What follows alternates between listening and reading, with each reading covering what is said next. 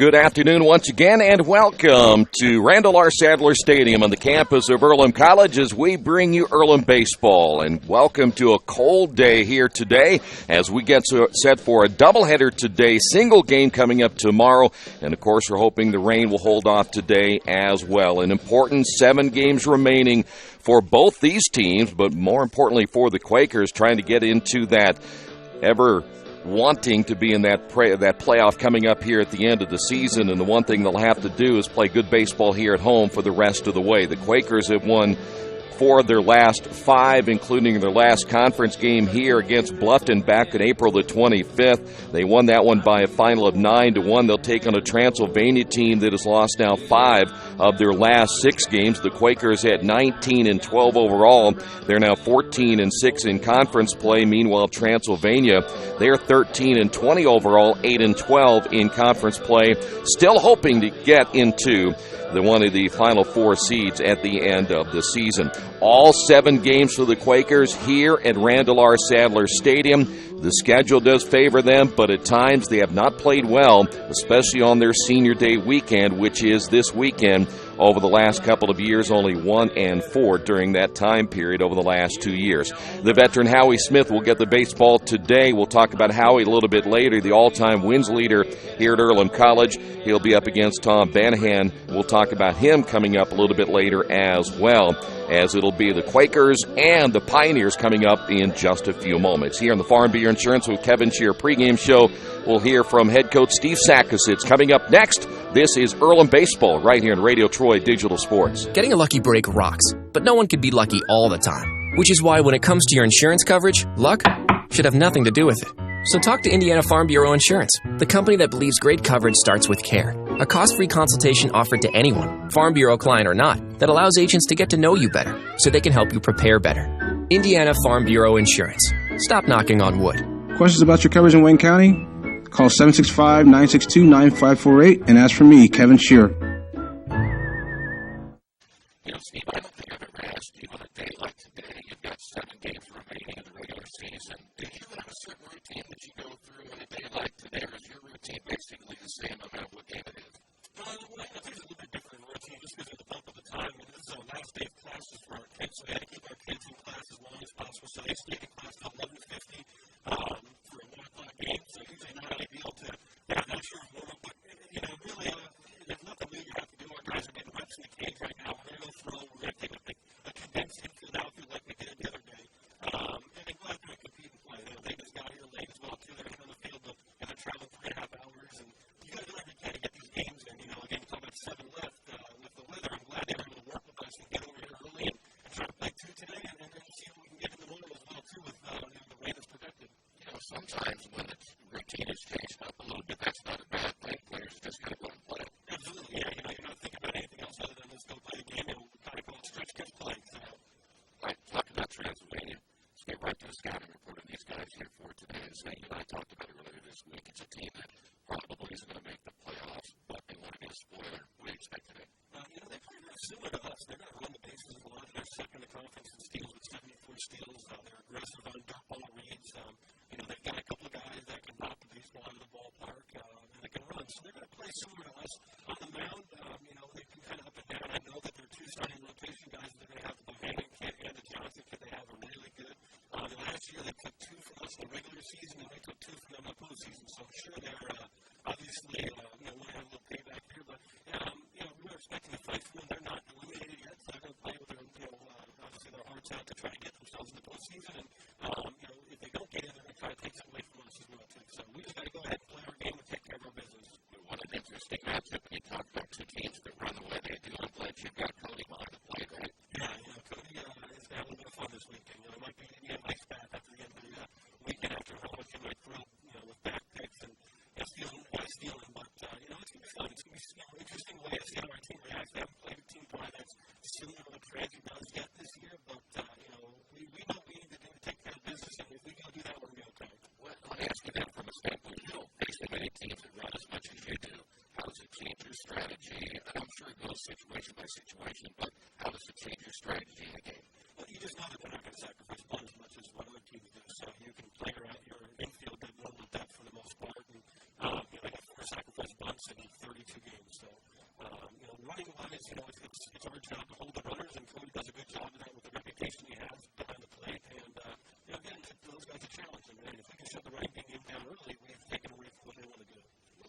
stuff, do you think you can run as much against them as you normally have in each and every other game?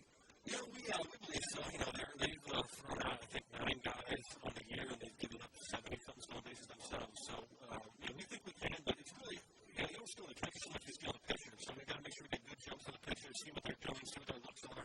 They're going to vary what they do because they haven't played a team that runs as much as we do. We talk about how much they run, but we still stole 30 more bags of them. So, they're going to have to try to stop us as well. But again, it goes back to doing what we do. If we can run, we can put pressure on the defense to help our offense get more pitches to hit and see what we can do. Talk about how I'm assuming how he's doing today, right? So talk a little bit about how that running game affects him if he hasn't seen it quite like this before. It doesn't affect Howie too much. Howie's a guy that doesn't get himself overwhelmed or anything. He's working really so much that he can mix in various times to the plate to get himself going. And then with Colin for game 2, it's something similar as well too. With him, he's been doing the charts for the first game, see what their hitters are doing, what guys are running, what counts they're running on. So if we can find tendencies, we're going to give ourselves an advantage on that.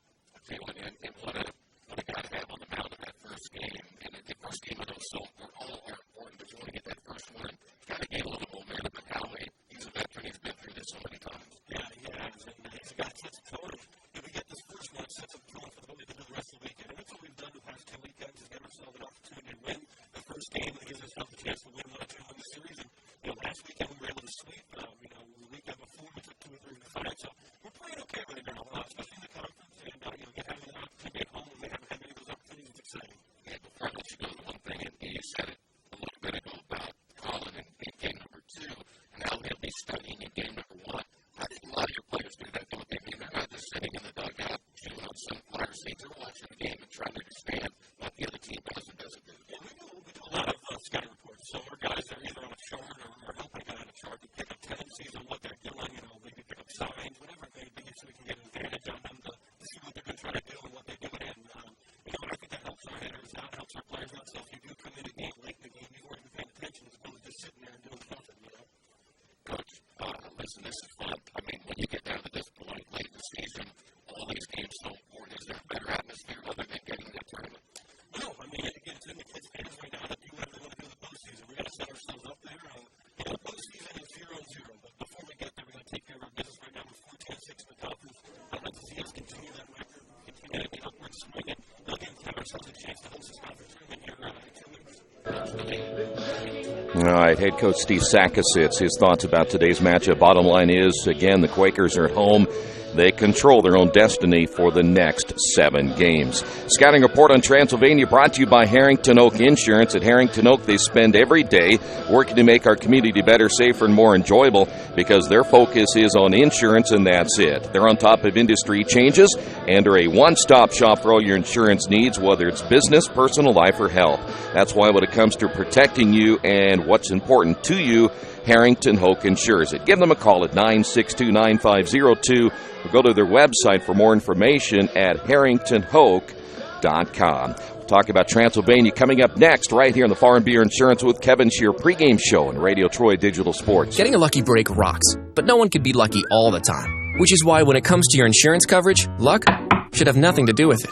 So talk to Indiana Farm Bureau Insurance, the company that believes great coverage starts with care. A cost-free consultation offered to anyone, Farm Bureau client or not, that allows agents to get to know you better so they can help you prepare better. Indiana Farm Bureau Insurance. Stop knocking on wood. Questions about your coverage in Wayne County?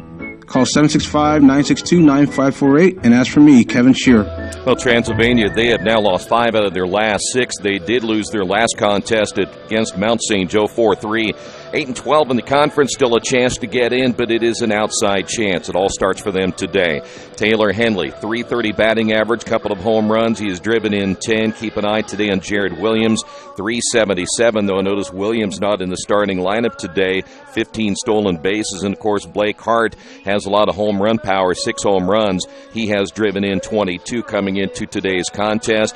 As a team, Transylvania has hit 25 home runs, a .279 batting average, averaging nearly 6 runs per game. So offensively, they're doing their job. Now, on the other side, pitching has hurt them this year. A team ERA of 6.08. They're giving up nearly 8 runs per game, and we'll see one of their leaders here this afternoon in Tom Banhannon. Banhannon at 2-2 with an ERA of 3.18. From a starting standpoint, he is their best pitcher from the ERA going into this one here this afternoon. So that's a look at Transylvania. And of course, we'll talk more about them as we go throughout the entire afternoon. It is game 1 of 2. Here is how Transylvania will line up this afternoon. Leading things off and playing in left field will be Isaac Taylor.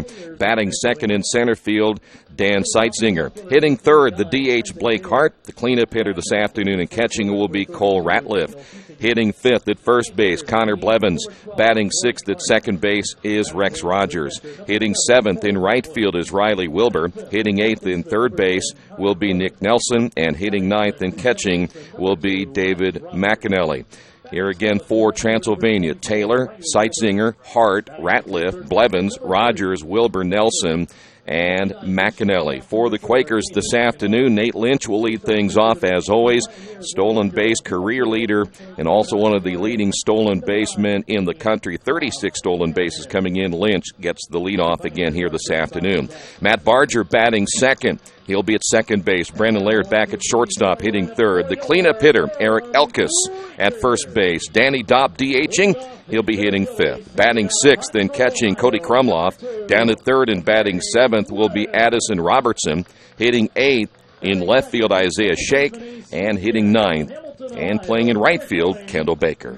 So again for the Quakers, Lynch, Barger, Laird, Elkis, Dopp, Krumloff, Robertson, Shake, and Baker. This has been the Farm Beer Insurance with Kevin Shear pregame show. We'll come back. We'll talk about the starting pitcher today for the Quakers, Howie Smith. We'll give you his numbers, and we're just moments away from the first pitch, the first of 2 here this afternoon. This is Earlham Baseball right here in Radio Troy Digital Sports. Hi, this is Troy Arangowski of Radio Troy Digital Sports. There are plenty of places for me to get lunch or dinner, but there's only one Mancino's. In fact, I was just there for lunch the other day and had a delicious pizza grinder. That's just one of many choices I can get at Mancino's. How about a fresh salad? Several varieties of pasta, Mancino's Lights, or perhaps even an oven-baked spaghetti, or maybe a pepperoni pizza. So when you're looking for a great lunch or dinner, make sure you choose Mancino's, 217 National Road West in Richmond. We'd like you to know why public power is important to you. In small towns and cities across America, locally owned public power systems like ours represent local people working together to meet local needs. Our only purpose is to provide an essential service at the lowest possible cost. This makes a big difference in rates and service, and all the benefits we produce at home stay at home. Richmond Power and Light, your locally owned electric utility. Together, we make powerful partners. It takes a lot of pieces working together to run a successful business in today's world. One big piece is your connectivity, powered by your internet. For local businesses in Richmond, you have options for who provides your internet. When deciding who to go with, you need to look at Parallax Systems, fiber optic packaging for your benefit. Speed, reliability, and local service, you get it all with Parallax Systems, a division of RP&L. Visit online at parallax.ws or call 962-3770. Hey, Chuck, where you headed? Spinning's about to start. I'm heading to CrossFit. Isn't that for, like, the elite lifters or athletes only? No, at FFW CrossFit, all workouts can and will be scaled to any ability level to welcome everyone. Sounds great. I need to get out of the same old workout routine. I'm just not sure I can keep up. It seems pretty intense. No real lifting experience is needed. FFW CrossFit teaches you everything you need to know and move at your own pace in a positive, motivating environment. You know, I've always wanted to give it a try. I'll see you there. Learn more at ffwcrossfit.com. Hello, my name is Kyle Schwarzkopf. I'm the manager of Kyle's National Road Auto and business in Richmond since 1979. We employ ASE certified technicians and we have over 80 years of experience. We work on all domestics and most European and Japanese cars. Give us a call at 966-1555. Kyle's National Road Auto Service. My name is Kyle Schwarzkopf and I approve this message. back once again here at Randall R. Sadler Stadium as we are moments away from Game 1. It's the first of 3 here, and then, of course, the Quakers have 4 remaining. All those games will take place here at Randall R. Sadler Stadium. Let me go ahead and get you updated on the standings before we talk about the veteran Howie Smith and certainly what a job he has done in his 4-year career. Right now, Rose-Hulman is 15-5. Earlham is a game back at 14-6. Manchester currently 3 games back at 12-8. And then you have Franklin and Mount St. Joe, the only other 2 teams above the 500 mark, both at 11-9. They're 4 games back. Defiance, Transylvania, Defiance at 9-11, Transylvania 8-12. They're 6-7 back. You have Hanover and Anderson both at 7-13, 8 back, and then Bluffton at 6-14, 9 back. We'll talk about that schedule coming up in a few moments as well. But right now, those top 4 teams, Rose, Earlham, Manchester, Franklin, and Mount St. Joe, all fighting for the final, or I should say the 4 playoff spots, and one of those will be out. For Howie Smith, this will be his 13th appearance, 8th start. He has 3 complete games, 60 innings, 72 hits. He's given up 27 runs, 23 earned. 52 strikeouts, only 5 walks during the 60 innings he has thrown this year. 6-3 this season, an ERA of 3.45. And we're ready to get this first game underway. The official start time at 1:02. Again, 2 games today, and hoping the rain will stay away here this afternoon. And making all kinds of preparations for tomorrow. We may be playing as early as 9 o'clock coming up tomorrow morning. So here we go. It'll be Isaac Taylor to lead things off. Taylor, 317, no home runs and 5 runs driven in. He'll swing at the first pitch and foul this one out of play. And we are underway here this afternoon. Cloudy skies. We mentioned a little bit of rain earlier today. Not much, just a sprinkle. We're hoping most of that rain will stay to the west.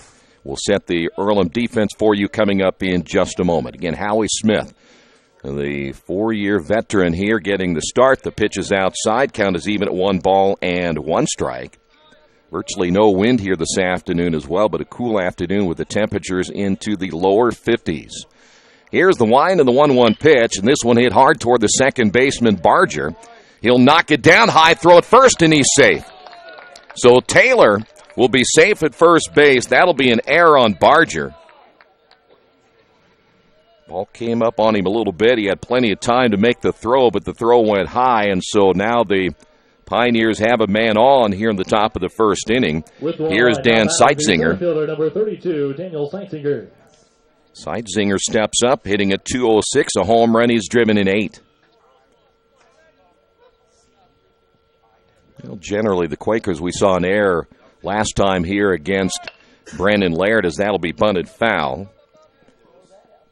It really didn't cost the Quakers overall. Did give up a run in that inning, but still overall you've got an offense for this Earlham baseball team that they can overcome a lot of things, including one error this early in the ball game. Defensively, Krumloff back behind the plate.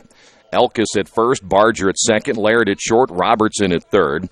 In the outfield, Shake in left, Lynch in center, Baker in right. The stretch once again by Smith. The pitch on the way is low and inside. That leaving the count of 1 ball and 1 strike. The only other, in fact, I don't think we have seen a team, Coach talked about this in the pregame, a team that runs as much as perhaps Earlham does and still about 30 short. Runner at first will take off. Krumloff's throw down to second goes into center field. Taylor on his way to third, so that'll be a stolen base and a throwing error. So 2 errors in the inning now for the Quakers, and Transylvania now has a runner at third. And it's 2 balls and a strike now to Seitzinger. Taylor picking up his 8th stolen base of the season, now standing at third base. Smith comes set as he gets the sign from Krumloff. The pitch on the way, swung on and hit foul. Good cut by Seitzinger. And the count is even at 2 balls and 2 strikes. Everyone in the starting lineup on both sides has at least 1 stolen base. The stretch on the pitch.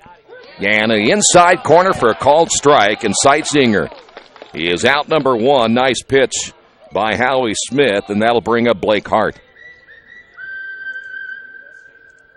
Watch this guy right here, Hart 274, but he has home run power, 6 home runs and 22 runs driven in. He'll hit from the left side.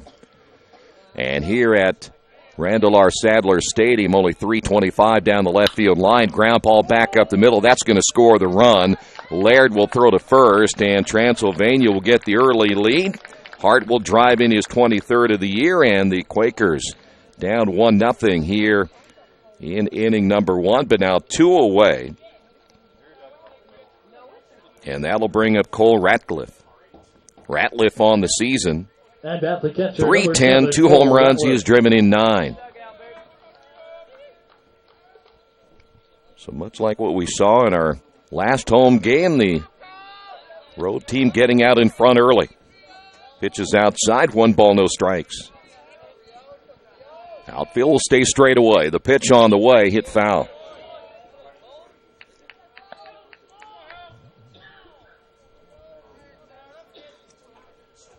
One ball and 1 strike now to Cole Ratcliffe. Smith with the leg kick and the pitch, and it's outside.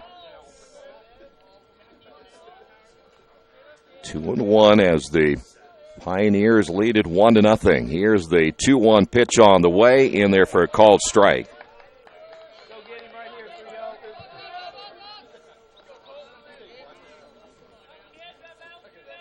See if Howie can get one right here, get out of this inning as he'll shake off the sign from Krumloff. Here's the pitch on the way. Ground ball to the second baseman, Barger. This time a better throw, and that'll do it for the Pioneers here in the first, but they do pick up a run. We will head to the bottom half of inning number 1 in the Wesley Bates Wealth Management scoreboard. Pioneers 1, Quakers coming to bat. This is Earlham Baseball and Radio Troy Digital Sports. It's game time. The Sportsplex is now open. Get your teams together and come out for basketball, volleyball, soccer, tennis, golf, batting cages, wrestling, and much, much more. The Sportsplex also offers court rentals for your entire team to play a pickup game or to hold practices. Use our turf fields for multiple sports, including flag football, baseball fielding, and rugby. Sportsplex is open 7 days a week. Check out FamilyFitnessWorks.com for more information and current hours, or call 765-935-0111.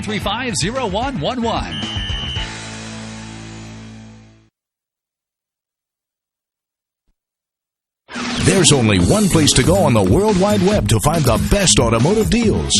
Wetzelauto.com. One of the area's largest inventories all in one spot. Wetzelauto.com. Here for you 24 hours a day, 7 days a week. Wetzelauto.com. New and used vehicles, service, parts, body shop, and rental. Plus, value your trade. It's easy to navigate. It's convenient. Wetzelauto.com. It's clickin' awesome. Today's game brought to you in part by your Richmond area Subways. Each day of the week, you can get a different 6-inch sub with no artificial flavors or colors, just $3.50. With it being Friday, it's the tuna. Saturday, the Black Forest ham. And then on Sunday, the meatball marinara. Treat yourself at Subway. 4 locations in Richmond and Hagerstown. Subway. Eat fresh. Danahan gets the start for Transylvania. This will be his 9th appearance, all starts. I should say back to his 10th appearance, all starts. 2 complete games on the year, 56 2/3 innings, giving up 34 hits, 27 runs, 36 strikeouts, or take that back, 47 strikeouts and 36 walks. He comes in with an ERA of 3.49. He is 2-2 on the season. Nate Lynch will lead things off. Lynch at .417, a home run. He has driven in 22. And the first pitch on the way is low for a ball. Lynch, 36 stolen bases. Next pitch in there for a strike. Lynch, Barger, and Laird, all with 18-plus stolen bases in the first 3. The wind and the pitch is inside, 2-1.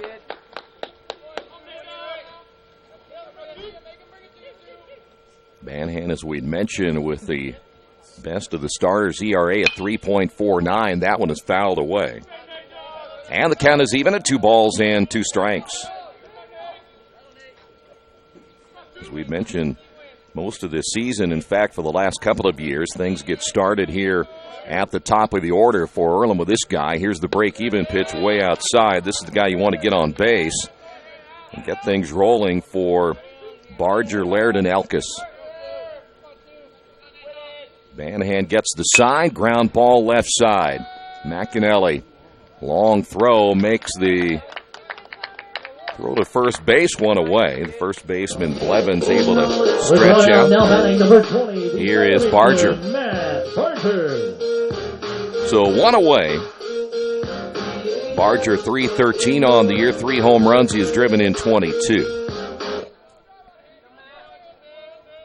Give the defense for you here in a moment as Vanahan gets the sign from Ratliff, and his first pitch to Barger's in there for a strike. Ratliff behind the plate. Blevins at first. Rogers at second. McAnally is at short. Nelson at third. Taylor, Seitzinger, and Wilbur from left to right in the outfield. Breaking pitch in there for a strike, and Barger started to swing on that one, held back. It's in there for strike number 2. The pitch. And did he go around? Yes, tag laid on, but it'll be a strikeout of Barger and 2 quick outs. Here in the bottom of the first inning, here's Brennan Laird.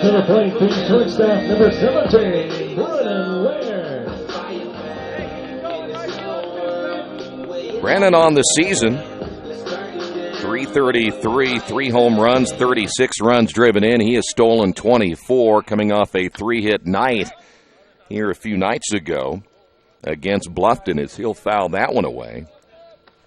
Quakers beat Bluffton 9-1. They fell down early in that one 1-0 and then came back for the 9-1 victory. They go to Wittenberg and lost that one by a final 12-2, though they did rest several of their players in that non-conference game. Here's the pitch on the way, hit foul. So now Brennan behind a no balls and 2 strikes.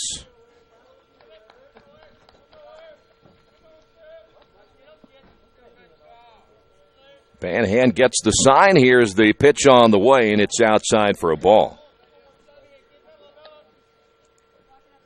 Outfield will stay straight away. Taylor, Seitzinger, and Wilbur here for the right-handed hitting Brennan Laird. Vanahan again with the pitch, and a breaking ball hit off the end of the bat. That'll be a foul ball. Good breaking pitch there by Vanahan. You can see where Vanahan has had some success. Got a pretty decent fastball. His breaking pitch, which we just saw right there. And Laird out in front. Now it's a guessing game at 1 and 2. What will you come with? And it'll be a fastball and a high fastball in the strike zone. And we'll go to 1 and 2. That one looked pretty good that time for Brennan.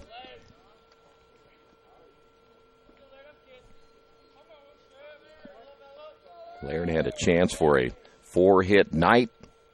That pitch low and outside, 2 and 2. Runner got thrown out at the end of the inning against Bluffton. Otherwise, Laird would have had a great opportunity for 4 hits.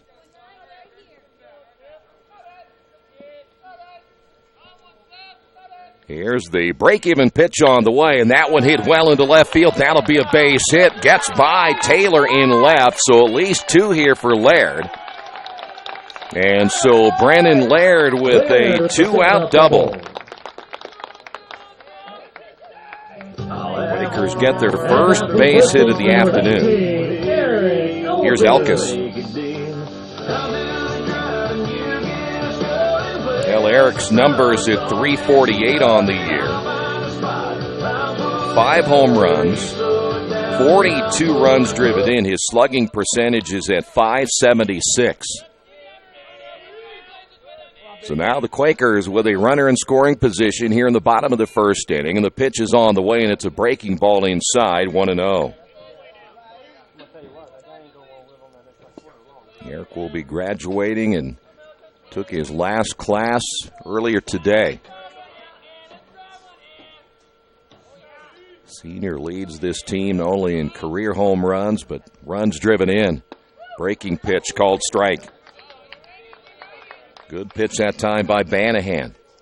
And Eric will see I'm sure, a steady diet of breaking pitches. Loves to hit the fastball when given the opportunity. Laird with a good lead down at second. McAnally and Rogers will try to keep him close. The stretch by the right-hander, and the pitch is on the way, and a good pitch to the outside. Elkis now down at 1-2. Elkis is pretty much a dead pull hitter.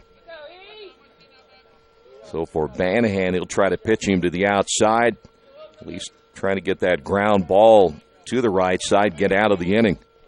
The stretch. Check the runner at second. The pitch is on the way, and a breaking ball. Fly ball into right center field. Coming over, it's Seitzinger, makes the catch, and the Quakers leave a man on here in the bottom half of inning number 1. We played 1 here at Randall R. Sadler Stadium. It's Transylvania 1 and Earlham nothing. This is Earlham Baseball and Radio Troy Digital Sports. At Richmond Power and Light, we're committed to Richmond. We've been a part of this community for over 114 years. We're not part of some big energy conglomerate, and we don't answer to out-of-town stockholders. Instead, we are accountable to you. And just like you, we want what's best for our hometown. That means you can count on us to provide reliable electricity at low rates. We are Richmond Power and Light, your hometown electric utility, building Richmond a better tomorrow. Hey, today's broadcast brought to you in part by Jason Wise at Better Homes and Gardens First Realty Group. He has an idea for an alternative fundraiser for your school group or nonprofit. If you list, buy, or refer a customer and mention this promotion, he'll donate 10% of what he makes on the transaction to the school group or nonprofit of your choice in your name. Tell your friends, family, colleagues to mention this offer when listing with Jason Wise at Better Homes and Gardens First Realty Group. Give him a call at 969-3400. Blevins, Rogers, and Wilbur all due up as we head to inning number 2. Error leading to the only run of the ball game in that first inning. Blevins 300 on the year, 3 home runs. He has driven in 15. So Howie Smith ready to throw, on the right-hander's first pitch to Blevins is high for a ball.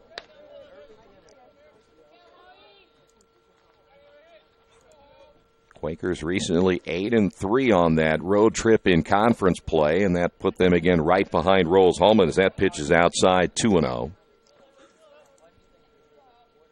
Bluffton's at Hanover today. Defiance at Mount St. Joe, and Anderson is at Franklin as that pitch in there for a strike. And I say that, but again, with the rain expected over the weekend, things could change drastically. Here's the wind and the 2-1 pitch, low and outside, 3-1. Howie, again, we mentioned coming in only in the walk department, 5 in the 60 innings he has worked, so a walk is very rare. Here's your 3-1 pitch. Popped him up to the right side. Shallow right field coming over is Barger. Barger will call off the first baseman Elkis and make the catch, and there's one away. That'll bring up Rex Rogers. With one out, now batting the second baseman, number 2, Rex Rogers. Rogers, 241 on the year, no home runs. He has driven in 18. Last year, the Quakers paid a little revenge to Transylvania. They lost the 2 games in the regular season, and then the Quakers won 2 games in the HCAC tournament as that pitch in there for a strike. So many of the players that have played on the 2 teams last year back this year know each other well. Howie shakes off the sign. Krumloff gets set to the outside. That's off the end of the bat foul, and Rogers quickly down on the count of no balls and 2 strikes.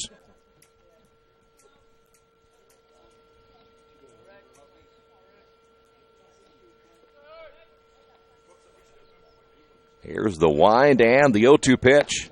And struck him out. Good fastball by Howie Smith. There's 2 outs, and that'll bring up Riley Wilbur. This is a Transylvania team. You look at their numbers, they will strike out quite a bit coming into this one. On the season, averaging just over 8 strikeouts per game, so they'll be up there hacking away as Wilbur steps up. Wilbur at 262, a home run. He's driven in 10. And Howie's first pitch is hit foul. It does seem like a lot of strikeouts per the 9 innings, 8.2, so they're striking out at least almost once per inning.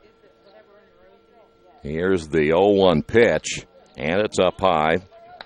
Evens the count of 1 ball and 1 strike.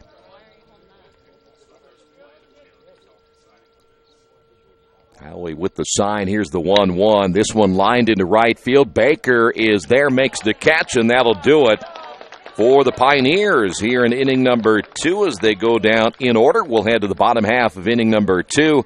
On the Wesley Bates Wealth Management scoreboard, Transylvania 1, Earlham nothing. This is Earlham Baseball and Radio Troy Digital Sports. Are new cabinets on your wish list? Visit the new Georgia Direct showroom and see the great variety of cabinets on display in a modern setting. Georgia Direct carries quality craft-made one cabinets, and the new showroom has plenty of styles and colors on display. In Richmond, craft-made one is only available at Georgia Direct, where the designers are always on hand to help create a custom kitchen for your home. Visit Georgia Direct's new showroom on 40 East, next to Red Lobster. You'll love what you see, and you'll love the savings at Georgia Direct. There is one thing for sure in my life. I know nothing about fixing cars. That's why I take my vehicles to Beach Automotive at 110 East Main in Richmond. Their experts have the knowledge to service and repair even the most challenging auto problems. So if you have an automotive question, they have the answers at Beach Automotive, 110 East Main in Richmond. Or give them a call at 765-966-8181 or visit their website, beach-auto.com. Well, for the Quakers, it'll be Dopp, Krumloff, and Robertson as we move to the bottom half of inning number 2. Quakers down 1-0. The second for your Quakers, the designated hitter, number 7, Danny Dopp. Dopp has had a great year, 361, a home run. He has driven in 27, 5 stolen bases as well. And his first pitch by Van Hannon is in there for a strike. Van Hannon giving up the double to Laird. That's been it so far. Popped up foul. And Danny quickly behind it. No balls and 2 strikes.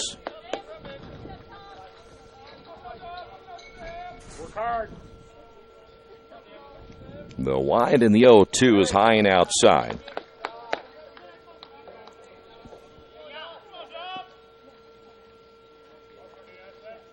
Van Hannon, a senior out of Lexington, Kentucky, comes back with a breaking pitch. Doppel strikeout. Second strikeout now by Van Hannon. 1 away. And that'll bring up Cody Krumloff. Cody, 311 on the year, 3 home runs. He has driven in 25.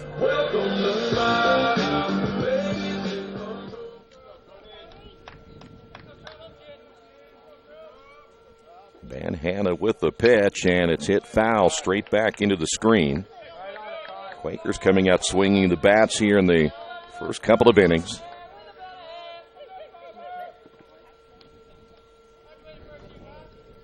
Here's the 0-1 pitch. Popped him up right side. The first baseman, Blevins, will give it a look.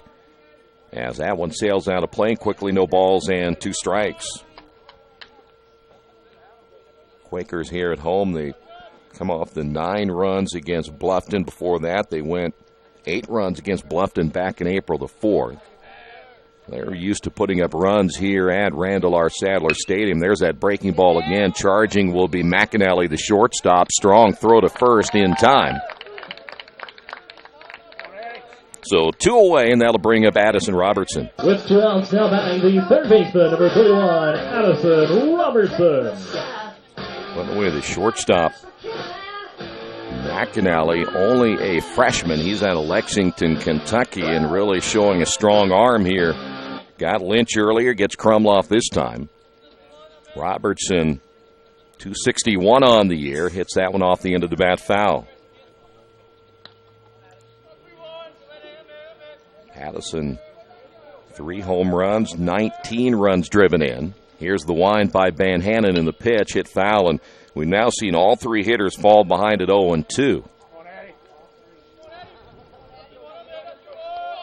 And if the veteran does what he should do right here, it'll be a waste pitch or something that's unhittable. Here's the pitch, and a little bit high. Not a bad pitch that time by Van Hannon.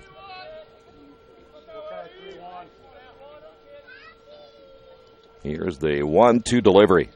There's that breaking pitch again. He's going with the 12-6 curveball. A couple of times he got Danny Dopp to strike out. At least the tendency now is you get down 1-2, he'll come back with that breaking pitch.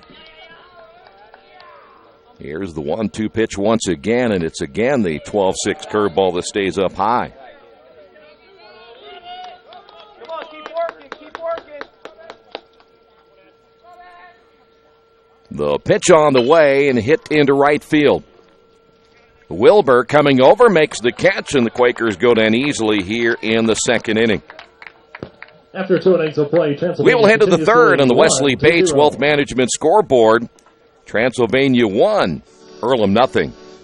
Maybe you haven't heard, but there's a place in Richmond's Depot District that's better than being home. Little Sheba's is a lot like the bar in that 80s TV show Cheers. You know, where everybody knows your name. Come on down after the game on Fridays and join us for pizza. We're here till 11. Or grab some of your friends and try out a game of live trivia Thursday nights at 6:30. If you love live music, Little Sheba's features some of the very best every weekend. Where else are you going to find this kind of variety, along with some of the best food and friends in town? Little Sheba's in Richmond's Depot District. It really is better than being home. Today's game brought to you in part by Square Donuts of Richmond. Whether it's a delicious breakfast, afternoon treat, or midnight snack, everyone loves the taste of Square Donuts of Richmond.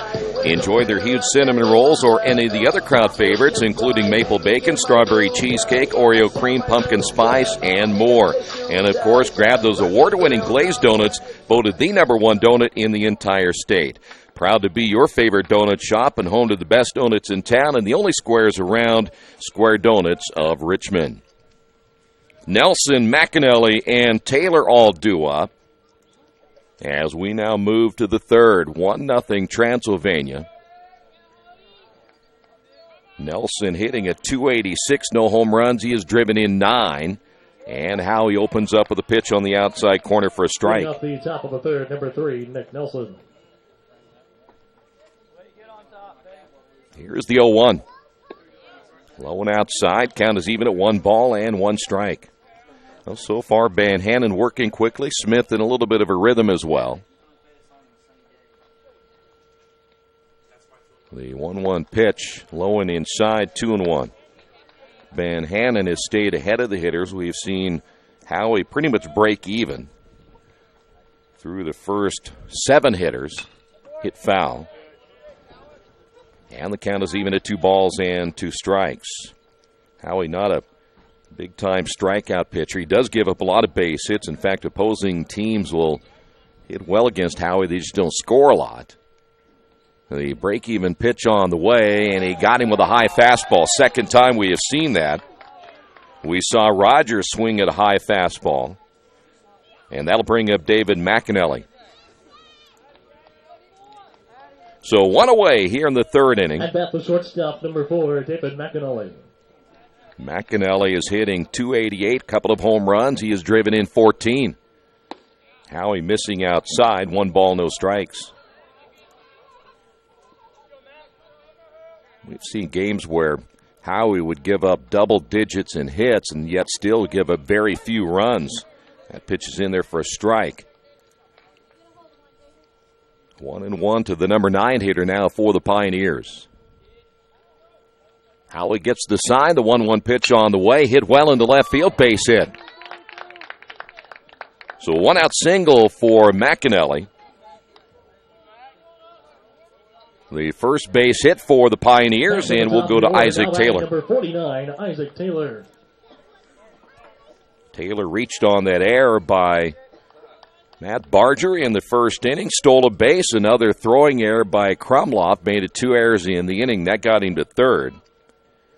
And eventually scored the game's only run on the Blake Hart ground out. Smith will toss to first. And we mentioned this is a team that will like to run. And McAnally right now, 13 out of 17 stolen base attempts. Coming into this one here this afternoon, the stretch by Smith. The runner takes off. The pitch outside. Throw's going to go to first, and he changed his mind at the last second, and then the snap throw to first almost gets him. Well, I thought he got a pretty good jump. McAnally down at first base, who would have been an interesting throw by Krumloff. Here is the pitch on the way. This one hit into center field, and coming on to make the catch is Lynch. And there's 2 away. And that'll bring up Dan Seitzinger. Well, it changes the complexion a little bit now with your leadoff hitter lining out for the second out, though now you got a left-handed hitter up, and the vision here for Krumloff maybe not as good as it normally would be with a right-handed hitter. Generally, you'll steal off the pitcher, not the catcher. The stretch by Smith, and throw to first, and they've got him picked off. Here's Krumloff, and the tag laid on, and that'll do it for the Pioneers. They run themselves out of the inning. We will head to the bottom half of the third on the Wesley Bates Wealth Management scoreboard. Transylvania 1, Earlham nothing. This is Earlham Baseball and Radio Troy Digital Sports. The dealership where I bought my car told me I needed new tires. So, of course, I stopped by Best One and asked Roger to take a look. So they checked it out, and he told me not yet. He said I was good for at least another 10,000 miles. I've always gotten an honest opinion at Best One, and so will you. Hi, I'm Roger Clark at Best One Tire and Service. We'll only sell you tires when you need new tires, and they'll be the right tires for your car or truck. I guarantee it. Best One Tire and Service, North 7th and A, Uptown Richmond. Summit Computers in Richmond is a full-service computer manufacturing and support company founded in 1997. They partner with businesses and individuals to provide computer systems, hardware, service, support, and design services. They also provide web hosting, high-speed wireless internet, network design, and much, much more. Summit Computers, the official provider of RadioTroy.com. By the way, here's how things may look. HCAC tournament, of course, the Quakers hoping, especially the seniors on this team, hoping to host the tournament this year. That's why these games are so important down the stretch. We'll give you some information on that in a moment. Isaiah Shake will lead things off. Isaiah 302 on the year, no home runs. He has driven in 18. Quakers as a team, every one of these guys has a very good on-base percentage. Hit foul. You would think the bottom of the order like this, Isaiah Shake, Kendall Baker, would maybe not have the type of numbers they would, but again, offensively, these guys are very good at the bottom of the order. Here's the wind by Van Hannon, and the pitch hit foul. Another good cut by Isaiah, and he's down to the count at 0-2. That has been kind of the trend now. As Van Hannon, other than Lynch early, and he gave up the double to Laird, but he got ahead in the count in that one. He's been in the head of the count of every hitter since the Nate Lynch leadoff. Here's the pitch. Breaking ball just outside. And he's able to come back with that waste pitch, throw it out of the strike zone, hopefully get the hitter to chase. Van Hannon gets the sign. Once again, the 1-2 pitch, and again the curveball. 1-2. Earlham clinches if they go 3-0, and Franklin or Mount St. Joe lose. They can go 2-1. Here's the pitch on the way. Hit foul again. And Franklin or Mount St. Joe lose twice. As we mentioned, the way the schedule's setting right now, Anderson is at Franklin. One game today. They'll play 2 tomorrow. Here's your 1-2 pitch on the way. Jams in, popped it up, shallow left. McAnally going out. The shortstop makes the catch, 1 away. That'll bring up Kendall Baker. So there's at least to give you an idea of a couple of the scenarios. Now, the other thing is rain could be a factor. We've seen that happen before where a team may lose a game or two at the end of the year, and it ends up costing them a chance to get into the playoffs. As Van Hannon set to throw on the pitch to Baker, he'll show a bunt, and the pitch is in there for a strike. Kendall, 263, no home runs. He has driven in 10. Third baseman Nelson playing in close as expected. And the pitch is outside. 1 ball and 1 strike. So we'll be watching the scoreboard today, tomorrow, and even on Sunday. Here's your 1-1 pitch, and the bunt again laid down. Van Hannon coming off the mound. The throw to first in time, and a close play. But 2 away as Baker trying to bunt his way on, and we'll go to the top of the order now, Nate Lynch. Lynch, by the way, 9 hits away from tying a career record of 180.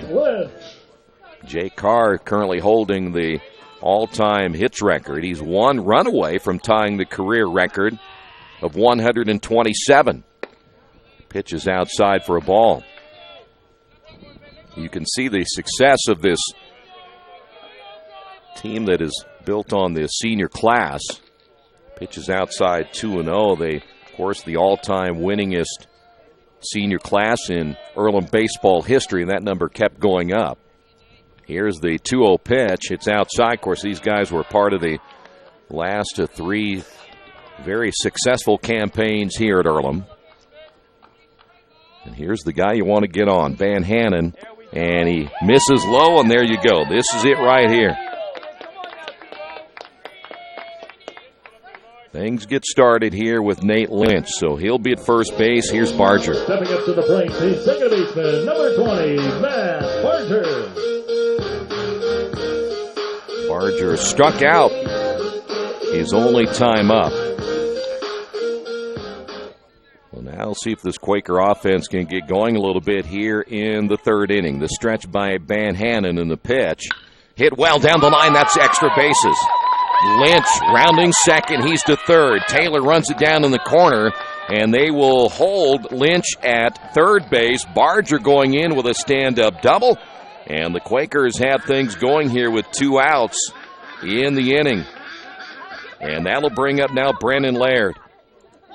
Now batting the shortstop, number 17, Brennan Laird. So Brennan doubled. He, too, went down the line back in the first inning.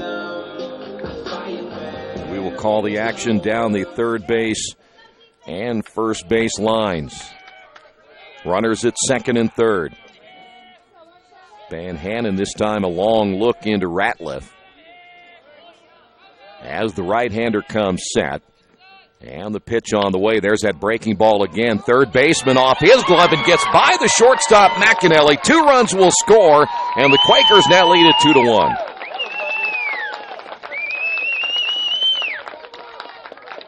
Laird will get on first base. They'll call that an error on the third baseman, Nelson. But Earlham picks up 2 runs.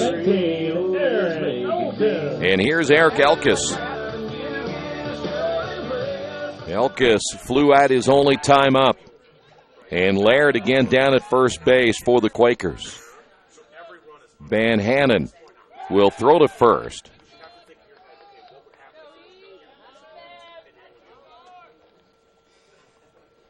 So Earlham coming back with 2 unanswered runs here in the third. Van Hannon again a long look into Ratliff, and again a throw to first. Brennan, 24 stolen bases.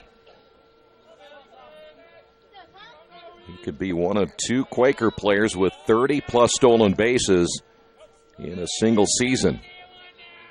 Van Hannon again comes set. And another throw to first. One thing I asked Brennan a little bit about that the other day. Sometimes he says he'll be more conventional, old school, and just stand there. Other times he'll jump around. So it kind of depends, I guess, on what kind of mood he's in. He's got a really good lead down to first base. And they're signaling to throw, and the pitch is up high and no throw down to second base. Stolen base for Brennan Laird. Watching the shortstop was McAnally, who made the signal to Van Hannon to go ahead and pitch and not throw to first base. He was tapping on his right thigh. So now the Quakers with a runner in scoring position. The pitch on the way stays up. And all of a sudden, Van Hannon having a difficult time finding the strike zone. He sailed through the second inning, got the first 2 outs here in the third, gave up the walk to Lynch, the double to Barger, and then the error by Nelson. 2 balls, no strikes. And he's got to be careful with Elkis.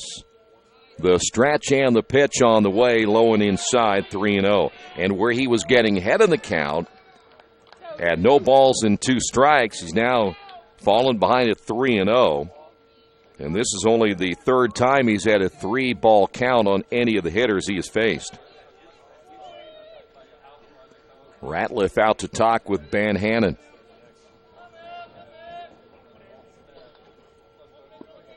Now they'll go ahead and walk him the rest of the way. So Elkis will get on.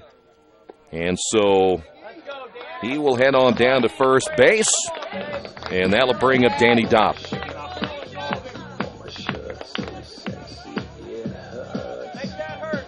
Danny struck out in the second inning. At bat number 7, Danny Dopp. Only one of two Quakers who have struck out here this afternoon as Van Hannon trying to get out of trouble here in the third inning. The stretch by the right-hander checks the runner at second. A double steal on the way, swing and a miss, throw down to third, not in time. And the Quakers are running here in the third. So double steal. No balls in a strike now to Dopp, and a chance right here to drive in yet maybe one more run. Again, they got a good jump on the right-hander Van Hannon. Here's the pitch on the way, and a breaking ball just inside. He had that curveball working a little bit better. It's not that, I don't think it's high and low. I think it's more of inside and out. He missed that one very much inside against the right-hander Dopp, where he had been laying that thing across the plate. Time will be called now by Danny. Unlike anything, location is the key right here. Let's see where Ratliff will set up. He's been over the plate on the curveball. He's going to stay right there. The stretch again by Van Hannon. And the pitch is high and inside. So he's lost control of that curveball, and they're going to go out and talk to him. It doesn't have the same break on it that it had earlier, and Quakers right now have him rattle a little bit here in the third inning. Today's game brought to you in part by Harrington Oak Insurance. At Harrington Oak, they spend every day working to make our community better, safer, and more enjoyable because their focus is on insurance, and that's it. They're on top of industry changes and are a one-stop shop for all your insurance needs, whether it's business, personal, life, or health. That's why when it comes to protecting you and what's important to you, Harrington Oak insures it. Give them a call at 962-9502 or go to their website, harringtonhoke.com. A very short meeting for Van Hannon. Quakers 2 runs across, looking to add more right here. The stretch and the pitch on the way, and boy, that one ripped hard foul. Boy, Dopp way out in front of the swing, and that pitch was inside. Probably would have been ball 3 right there. And every time the Quakers have hit that ball, they pulled it, and they pulled it hard. And every time it's been a double down the left field line. The stretch by Van Hannon. And the pitch on the way, grounded toward the shortstop. McAnally, he'll have to hurry. The throw to first, and it's in time. Good play by the shortstop McAnally to get the final out, but the Quakers pick up 2 runs in the bottom half of the inning. We head to the top of inning number 4. The Wesley Bates Wealth Management scoreboard.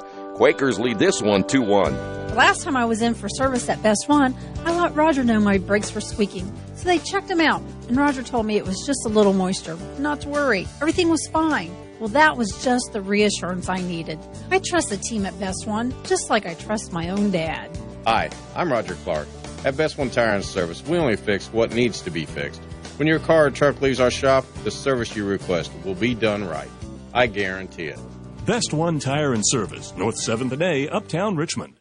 Some people are born lucky. Other people take luck into their own hands, avoid stepping on sidewalk cracks, and wouldn't dare walk under a ladder. But whether you're born with luck or make your own, when it comes to your insurance coverage, luck should have nothing to do with it. So talk to Indiana Farm Bureau Insurance today or visit them online at infarmbureau.com to purchase an auto policy. Indiana Farm Bureau Insurance.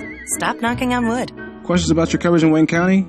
Call 765-962-9548 and ask for me, Kevin Shearer. Into the 4th inning, it'll be Sightsinger, Hart, and Ratliff all due up for the Pioneers. Quakers now lead at 2-1. Game 1 of 2 today, and again tomorrow we're kind of open on when that game will be. We're hoping the rain will stay away. It's scheduled for noon. They could move it up anywhere maybe 2-3 hours tomorrow. As the first pitch on the way is hit hard toward the shortstop. Laird will make the catch as he goes to his knees. 1 pitch, 1 out here in the 4th. And that'll bring up now Blake Hart. Hart grounded out back in the 1st inning. With one We out, talked now with batting the DH, number 12, Blake Coach Hunt. Sakasitz in the pregame about a pitcher like Howie Smith, a guy who's been through 4 years in about every situation I would imagine you could find. As that pitch is outside, he has seen just about everything. Pressure game like all these games will be the rest of the way to try to win as many of the final games as you have. This one hit well into right field. Baker on the run. Baker will make the catch. And there's 2 away. That one given a ride, and Baker did a great job staying with it for out number 2. Boy, Kendall has good speed, but boy, he really had to get on his horse to get to that one. Hart showing his ability to hit that ball in the gaps. It's 375 in the power alleys here, and 390 in dead center, and Baker had to sprint to get that And one. bat number 7, Here's Cole Cole Ratliff. So 2 away here in the top of the 4th inning. Howie with that high leg kick and the pitch, and it's in there for a strike. Howie wins today. It'll be his 7th win of the year, continuing to add to that all-time wins record here at Earlham. The 0-1 is up high, 1 ball, 1 strike. But we have a long way to go. This is a Transylvania team, still percentage-wise, have a chance to get in, but a lot of things have to happen. Here's your 1-1 pitch. It's outside. In other words, they've got to have other teams help them out to get in. Meanwhile, the Quakers really control their own destiny with these final few games. Here's your 2-1 pitch. Ground ball right side. Here's Barger. Throw to first in time, and that'll do it. A 1-2-3 inning for Howie Smith and the Quakers. We head to the bottom half of inning number 4 on the Wesley Bates Wealth Management scoreboard. Quakers on top 2-1. Hi, this is Steve Funkhauser, and I was talking to someone the other day about how friendly and professional the crew at Jiffy Lube is, and they said, "You are always so upbeat. I'm going to call you Mr. Positive." And so now I am Mr. Positive. And I want you to know how proud I am of you and that you are doing a great job today. And hey, do something nice for somebody. Make somebody smile. Smiles are contagious, you know. I want you to have a great day and the horse you rode in on. Jiffy Lube. Fast, friendly, professional. I'm Mr. Positive, and I approve this message. There are banks that are big, and then there's West End Bank. A bank with big ideas to help people, business, and industry. If you're just starting out on your own and want a new car, West End can help. Maybe it's your first home and you need advice on financing. West End Bank has ideas to help you. West End Bank, helping build better lives and a better community. West End Bank is a community bank with big ideas and home to a distinctive style of banking. Equal housing lender, member FDIC. We will head to the bottom half of inning number 4. Quakers on top of this one, 2-1. Catcher went back. That's a Ratliff who went back to their dugout. So we're waiting on Van Hannon to get his final warm-up tosses in. And I'll take that back. Must have been the backup. Looks like we have Ratliff's now getting on his equipment. So why they're not continuing to warm up Van Hannon is beyond me. There we go. Here he comes right now. So we'll see if they'll give Van Hannon maybe a couple of more warm-up tosses before we continue, and we'll be ready to go with Krumloff, Robertson, and Shake.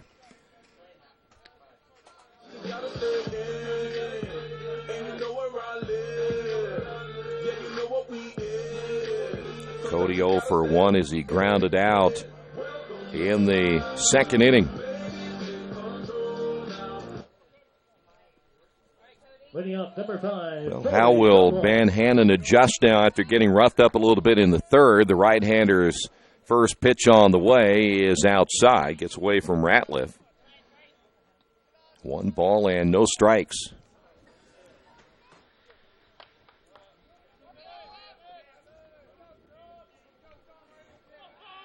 Van Hannon's 1-0 pitch, called strike. Oh, Van Hannon, we mentioned like Howie is a senior. He's been around here a long time. Van Hannon is senior as well, so he's been through a lot of different situations. Here's your 1-1 pitch, and that's a called strike. And Cody behind at 1-2. Outfield straightaway here for Krumloff. Here's the 1-2 pitch on the way, and the breaking ball hit toward the third baseman, Nelson. throw to first. The stretch made by Blevins, one away. That'll bring up Robertson. By the way, the Lynch run scored in that third inning ties Andrew Mordecai at 127, so one more, and the record will be broken by Lynch. Van Hannon, the right-hander, set to throw, and that pitch is low and outside. Robertson 0 for 1. He flew out back in the second inning.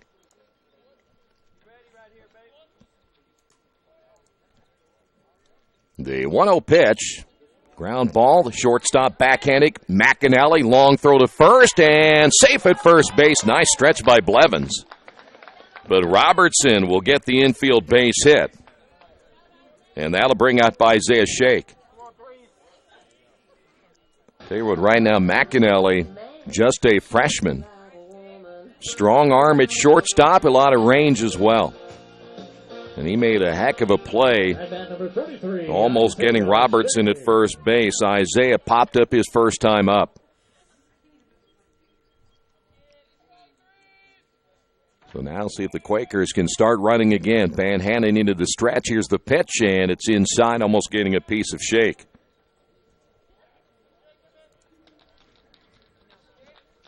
Quakers got their 2 runs after 2 outs in that third inning. The stretch. And a throw to first. He hasn't really thrown hard, speaking of Van Hannon. His move isn't bad. He just doesn't throw hard to first base. Saw that a lot in that third inning. He kind of soft tosses over. And, of course, he'll get the sign from his shortstop whether to pitch or whether to throw to first. Runner takes off. Ground ball caught by Nelson. His only plays at first. That's a pretty good play by Nelson. Robertson safe down at second base. 2 away, and that'll bring up Kendall Baker.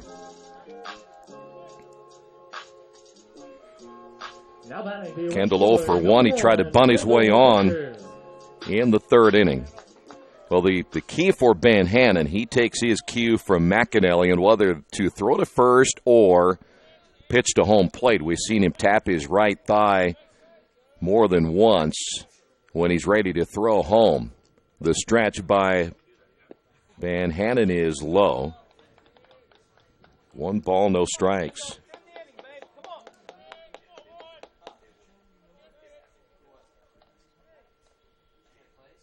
Vanahan once again will call time, or Baker calls time.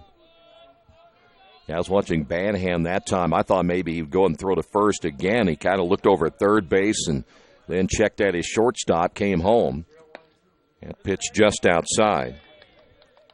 2 balls, no strikes now to Kendall Baker, hitting as he has all year long in the number 9 hole.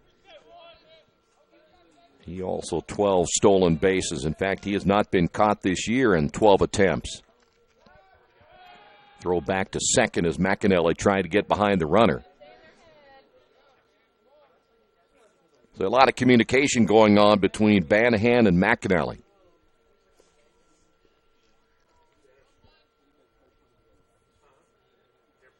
Robertson, 2 can be a stolen base threat. I don't know if they'd try to send him. He's only attempted 5 stolen bases. I'm not sure how many of those attempts would be down at third. But he has a relatively good lead down at second base. The pitch is high and outside, 3-0.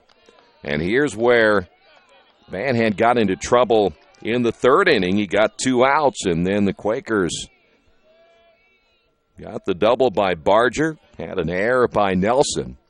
Here's the 3-0 pitch on the way, and he missed it outside for ball 4. So now the Quakers with runners at first and second, and that'll bring up Nate Lynch.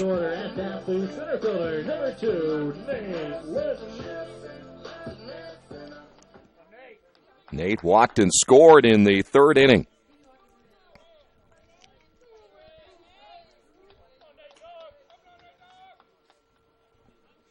So now Vanahan trying to get out of trouble for the second straight inning as Lynch will step to the plate. Here's the stretch by the right-hander, and the pitch is on the way, and it's in there for a strike. He's a different pitcher from the last 2 innings to the first 2, where he was ahead of all the hitters, and then he started falling behind. And that's gotten him into trouble here in the last 2. Right-hander again will check the runner at second. Here's the pitch on the way, and the breaking ball. That's it. Breaking ball that caught the outside corner.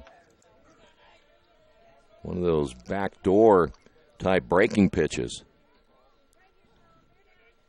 Now Lynch behind at 0-2 with 2 outs here in the bottom half of the inning. Banahan again will come set. And the runners will take off. The pitch is low and inside, and there's another double steal.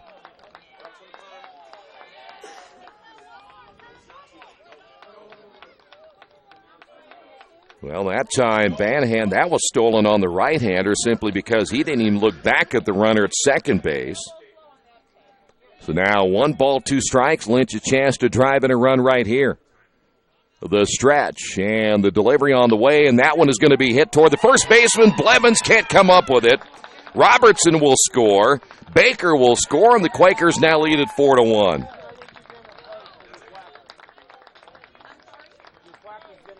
While the double steal paying dividends for the Quakers here in the 4th inning, and again, this all happening with 2 outs in the inning, and that'll bring up Barger. Advance number 20, Matt Barger. Barger doubled, scored a run in the 3rd. He's 1 for 2. And he'll throw to first, not in time. And boy, I tell you, you're looking now at 2 double steals in the last 2 innings. Quakers now with 5 stolen bases in the last 2. The stretch. And the runner takes off. This one hit well, gloved by Nelson, knocks it down, but no play. So Barger will be safe with an infield base hit. And Lynch was well on his way to stealing his 37th base. Here's Brendan Laird.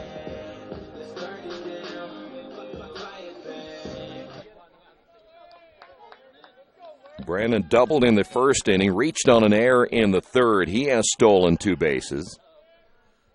No activity yet in the Transylvania bullpen. That's one area they probably don't want to go to very quickly. Their bullpen has not been very good overall. The stretch. Runners again will take off. The throw down to 3rd, not in time. For the 3rd time in the last 2 innings, another double steal.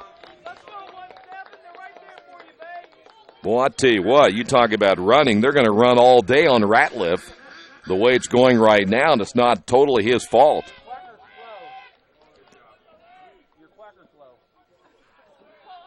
So now Banahan trying to get out of trouble again with runners at 2nd and 3rd. 3 double steals in just 2 innings.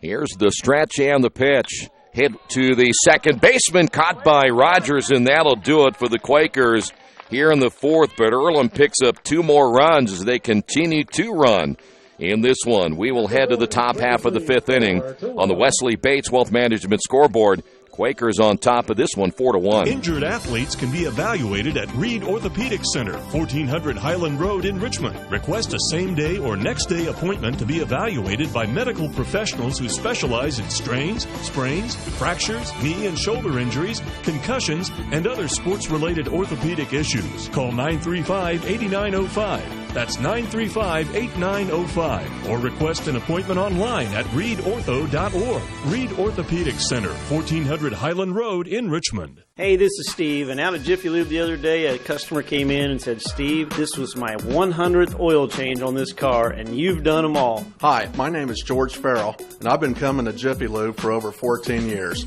I recently just had my 100th oil change. I'd like to thank Steve Funkhauser and his staff for the great service that they've provided me over the years. Thank you to all, and I would recommend anyone to come to Jiffy Lube to get their car serviced. Jiffy Lube, #1 in customer satisfaction for a reason. We head to inning number 5. Blevins, Rogers, and Wilbur all due up for Transylvania. Quakers now lead at 4-1. Well, I don't remember the last time that we had seen, at least in a 2-inning span where you had 3 double steals, but we saw it here today. Blevins 0 for 1, as Howie has now been spotted 3 runs here in the 5th inning. And the first pitch on the way is grounded toward the shortstop, Laird. High throw, but brought down by the first baseman, Elkis. 1 pitch, 1 out here in the 5th. And that'll bring up Rogers. Rogers struck out back in the 2nd inning.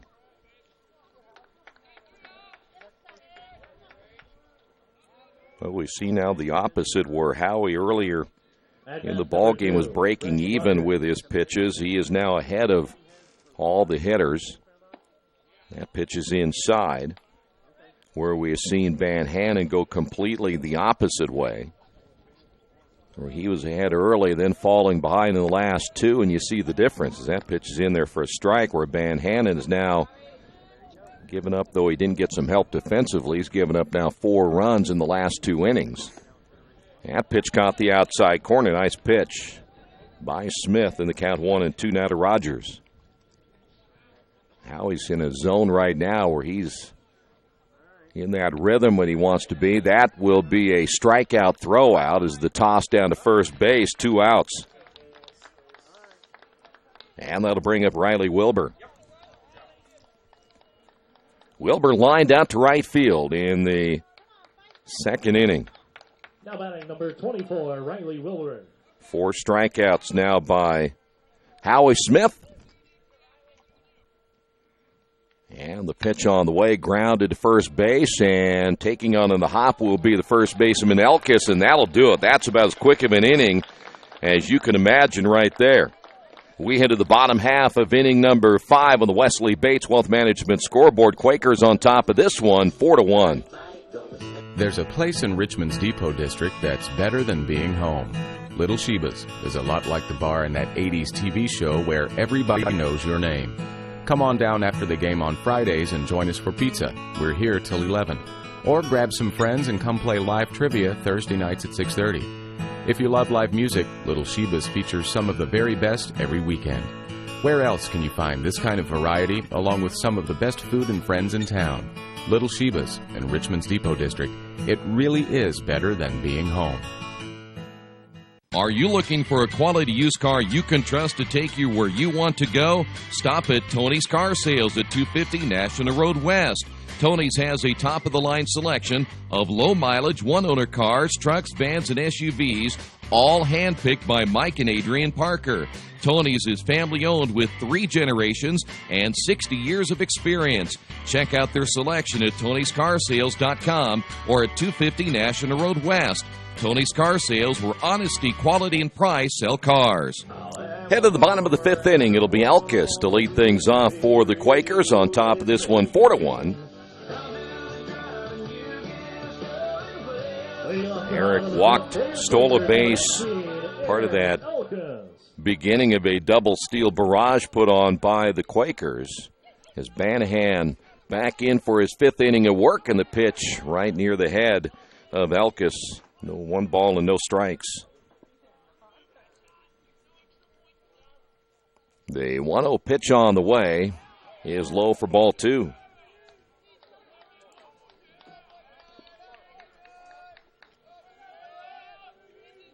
Here's your 2-0 pitch, and it's low for ball 3, and now we see some movement, at least starting in the Transylvania bullpen. And 4 straight pitches, and Elkis will walk for the 2nd time.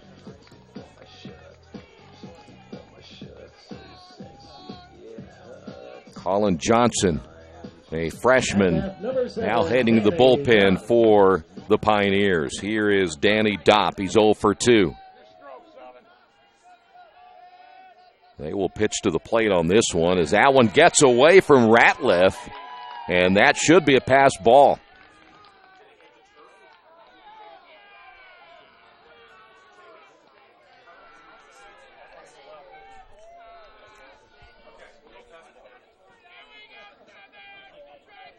So now the Quakers a runner at second base. The shortstop McAnally coming in to talk now with Van Hannon as he has now thrown 5 straight balls. That one just off the glove of Ratliff. The stretch again by Van Hannon. Here's the pitch on the way, hit well into center field. Sightseeing going back. Elkis will tag at second. He's going to try to make it to third, and the throw's off the mark, and Elkis will slide into third base.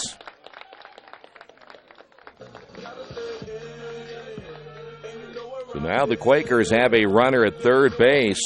Here's Cody Krumloff.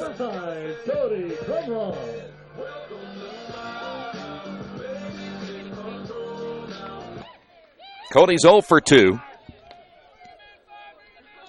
Grounded out his last time up. Stretch by Banahan. Here's the pitch on the way, and it's in there for a strike.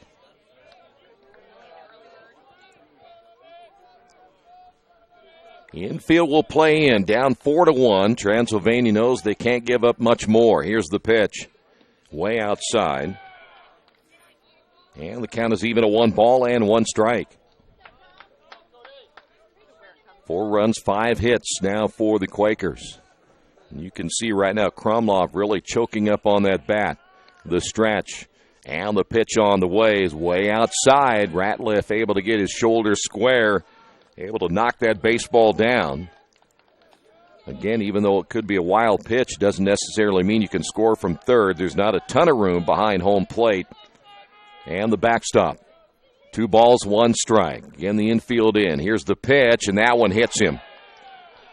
I'll tell you what, this young man right here, Banahan, he cannot find his mark here in the last couple of innings. Robertson will step to the plate. And you know as well as I do, if the Quakers can run Krumloff, they will. Robertson, a base hit. Run scored in that 4th inning. And they're trying to get that bullpen working much faster. I mentioned the right-hander down there. That is Colin Johnson. And I just saw one of the coaches tell him to hurry. 1 away here in the bottom of the 5th inning. Quakers trying to really open this thing up. Elkis at third, Krumloff at first. The stretch by Banahan. The runner takes off, got a great jump. Tell you what, that was stolen easily on Banahan. And how many times will you see a pitcher not pay much attention? I'm not saying you have to solely work on the guy at first, but that was way too easy. Of course, the infield in made it easier as well because nobody covering the bag at second base. 1 ball, no strikes as Robertson will back away. So the percentage is working now for Robertson. Infield in, the numbers go up. Chance to get a base hit and a ground ball right here. Banahan is not working at the same pace he was earlier. Here's the pitch. There's that curveball in there for a strike. Really kind of seen when he lost the command of that 12-6 curveball is where he started to fall apart a little bit in the 3rd and 4th innings. And his pace has slowed down a lot. Gets the sign from Ratliff. Here's the pitch on the way. Grounded foul. And the count 1-2.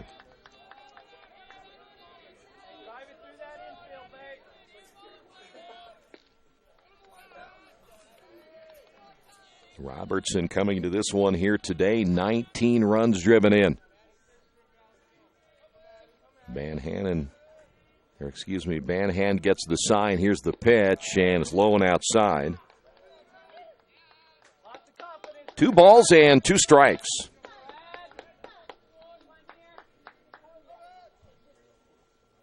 Quakers have left now 5 runners in scoring position. This game could be worse for Banahan than it is right now. The right-hander with the break-even pitch hit foul. Good cut there by Robertson. He's going to stay alive. Idea is that if that's not the pitch you're looking for, at least get a piece and live to hit another day. So come back. Another pitch as we'll see the catcher go out. Ratliff talk with Banahan for just a moment. Hey, go back. Laird was in scoring position in the first. They got Laird and Elkis in the third. They got Lynch and Barger in scoring position in the fourth inning. This easily could have been at least 6 or 7-1. The stretch and the pitch on the way. Curveball stays up high. He's gotten one curveball in over the last maybe 6 or 7. And the thing is, he's not even very close, Banahan, with that 12-6 curveball. So now we're going to go full count right here and a long look into Ratliff. The stretch by the right-hander and the pitch on the way. Hit well down the line, but just foul. Right between Elkis and your third base coach. Boy, when he's ahead of we saw this earlier with Isaiah Shake. He ripped one down the line as well, and when they're hitting them, they're not missing by much, and they're hitting it very hard. Banahan not fooling anyone so far, at least over the last 2.5 innings.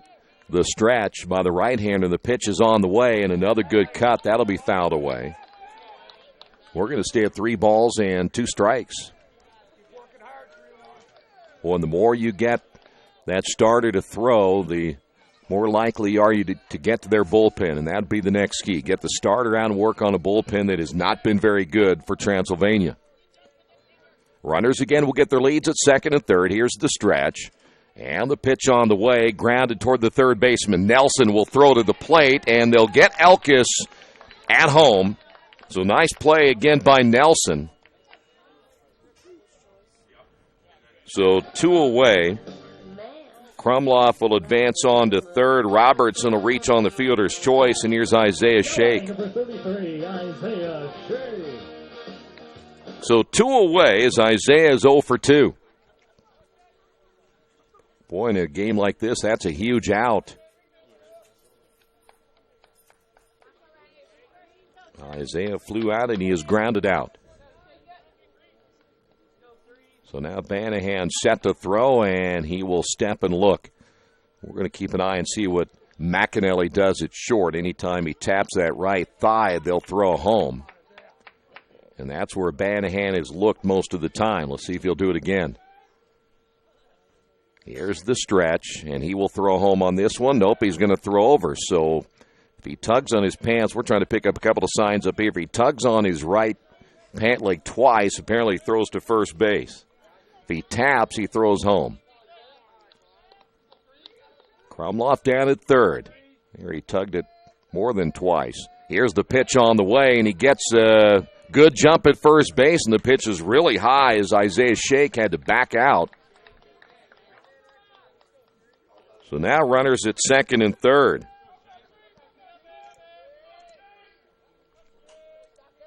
Boy, he's not even close in a couple of those pitches he has thrown here in this 5th inning. And again, runners at second and third. Here's the 1-0 pitch on the way. Fly ball into center field. Seitzinger going back on it will make the catch. And though the Quakers do not score in the inning, they made Banahan throw a lot of pitches. We will head to the top half of inning number 6. The Wesley Bates Wealth Management scoreboard. Quakers on top of this one, 4-1. Getting a lucky break rocks, but no one can be lucky all the time. Which is why when it comes to your insurance coverage, luck should have nothing to do with it. So talk to Indiana Farm Bureau Insurance, the company that believes great coverage starts with care. A cost-free consultation offered to anyone, Farm Bureau client or not, that allows agents to get to know you better so they can help you prepare better. Indiana Farm Bureau Insurance. Stop knocking on wood. Questions about your coverage in Wayne County? Call 765-962-9548 and ask for me, Kevin Shearer. Hi, this is Steve Funkhauser, and I was talking to someone the other day about how friendly and professional the crew at Jiffy Lube is, and they said, "You are always so upbeat. I'm going to call you Mr. Positive." And so now I am Mr. Positive. And I want you to know how proud I am of you and that you are doing a great job today. And hey, do something nice for somebody. Make somebody smile. Smiles are contagious, you know. I want you to have a great day and the horse you rode in on. Jiffy Lube. Fast, friendly, professional. I'm Mr. Positive, and I approve this message. Head to the 6th inning. It'll be Nelson, McAnally, and Taylor. Quakers on top of this one, 4-1. Leading off the top of the 6th. Nelson 0 for 1, a strikeout victim back in the 3rd inning. Boy, it appears that at least from this point, Howie getting stronger as we go. And, of course, only gave up the one run back in the first inning. That was an error, though, that led to the run. Popped up, left side, Robertson, Krumloff, and they'll watch that one go out of play. I've not seen Transylvania play this year. We did see them last year, but you kind of get the indication right now they know they got to score here pretty quick. They've been swinging at a lot of first pitches they have seen here in the last 2 to 3 innings. Swing and a miss.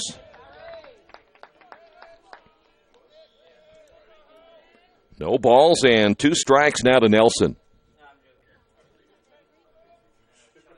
The 0-2 pitch. Got him on a high fastball. 5 strikeouts now by Howie Smith. Here's David McAnally.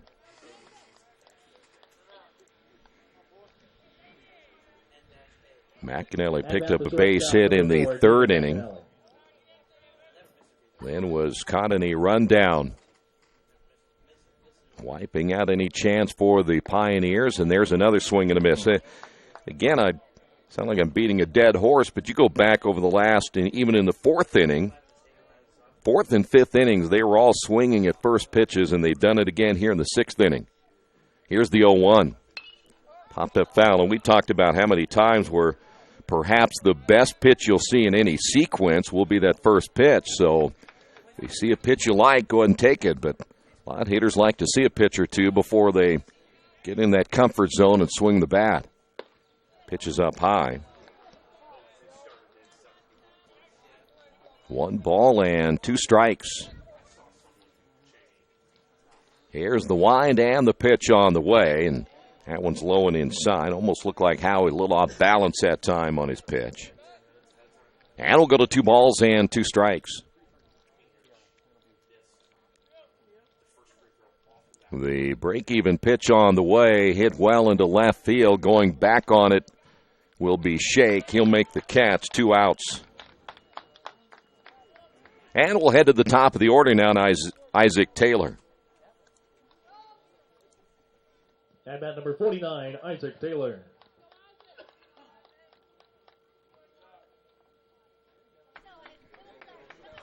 Taylor reached on an error, scored a run back in the 1st inning, lined out in the 3rd. That pitch in there for a strike. That might be why the Pioneers have been looking at that first pitch, as Howie's been getting ahead of the hitters. And generally that first one has been across the plate. He shakes off the sign. Here's the 0-1. Just outside as Taylor shows bunt. That will draw Robertson in at 3rd. And the count is even at 1 ball and 1 strike. Outfield straight away. Smith will get the sign, the leg kick, and the pitch. Hit foul.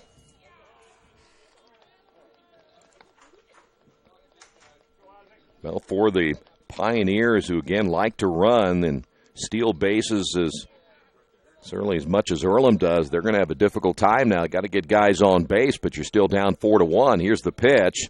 Ground ball by the glove of Smith. Barger charging and throwing it. A bang-bang play at first, but in time, and that'll do it again for the Pioneers in the 6th inning. We'll head to the bottom half of inning number 6 in the Wesley Bates Wealth Management scoreboard. Quakers on top of this one, 4-1. Are you looking for a quality used car you can trust to take you where you want to go? Stop at Tony's Car Sales at 250 National Road West. Tony's has a top-of-the-line selection of low-mileage, one-owner cars, trucks, vans, and SUVs, all handpicked by Mike and Adrian Parker. Tony's is family-owned with 3 generations and 60 years of experience. Check out their selection at Tony'sCarSales.com or at 250 National Road West. Tony's Car Sales, where honesty, quality, and price sell cars.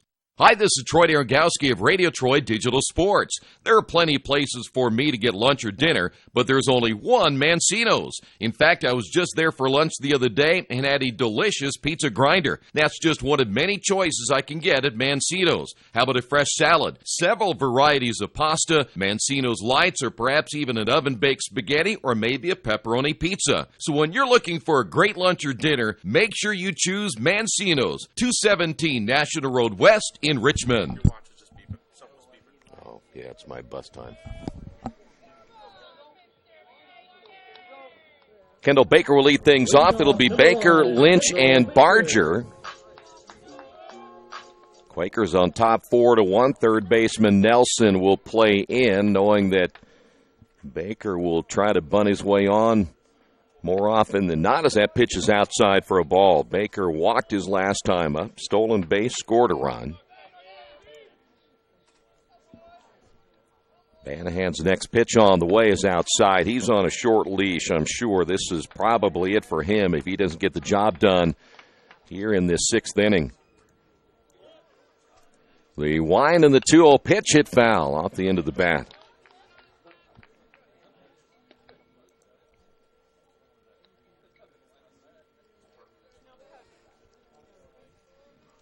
Good play going once we run down a loose baseball that was hit by Baker.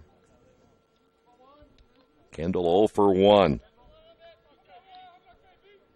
Here's the wind, the 2-1 pitch, and swing and a miss.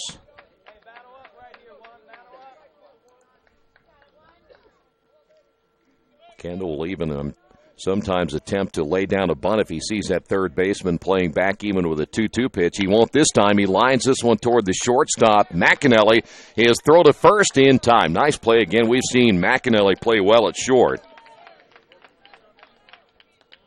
And there's one away. Here is Lynch. Boy, McAnally played that well off the turf. He took a step back knowing that ball was going to hit and skipped toward him. And you can play it off this turf, a very natural hop, and a nice play again by McAnally. Lynch singled his last time up. He'll show bunt, and the pitch is low for a ball. Of course, that'll keep Nelson honest down at third. Banahan with the pitch on the way. Caught the outside corner for a strike. They're here in the bottom of the sixth inning. Quakers on top 4-1. Only one base hit so far for Transylvania. Pitch is outside. 2-1. Quakers only 5 base hits. But they had made the most of everything in that third and fourth inning. Here's the 2-1 delivery on the way. It's low.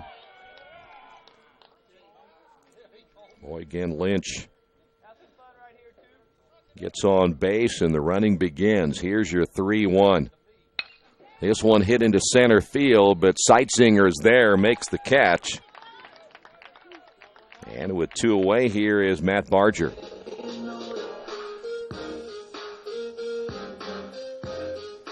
Stepping up to the plate, number 20, Matt Barger. Barger's 2 for 3 today, including that double back in the third. A run scored, also has a stolen base. And ouch, took that one in the back. So Matt will take one for the team as he'll head on down to first base. He and Krumloff both have been hit by a pitch. And we will have another visit to the mound, and that may do it. The final pitch right there for the right-hander Banahan, and we will go to the bullpen. We're going to see Colin Johnson. Coming up next, a pitching change now for Transylvania. This is Quaker Baseball and Radio Troy Digital Sports. We'd like you to know why public power is important to you. In small towns and cities across America, locally owned public power systems like ours represent local people working together to meet local needs. Our only purpose is to provide an essential service at the lowest possible cost. This makes a big difference in rates and service, and all the benefits we produce at home stay at home. Richmond Power and Light, your locally owned electric utility. Together, we make powerful partners. It takes a lot of pieces working together to run a successful business in today's world. One big piece is your connectivity, powered by your internet. For local businesses in Richmond, you have options for who provides your internet. When deciding who to go with, you need to look at Parallax Systems, fiber optic packaging for your benefit. Speed, reliability, and local service, you get it all with Parallax Systems, a division of RP&L. Visit online at parallax.ws or call 962-3770. Well, in the picture we saw Colin Johnson warming up in their bullpen. Johnson will be making his 14th appearance. He's thrown 35 and 2/3 innings, giving up 56 hits, 33 runs, 26 of those earned, 19 strikeouts, 11 walks.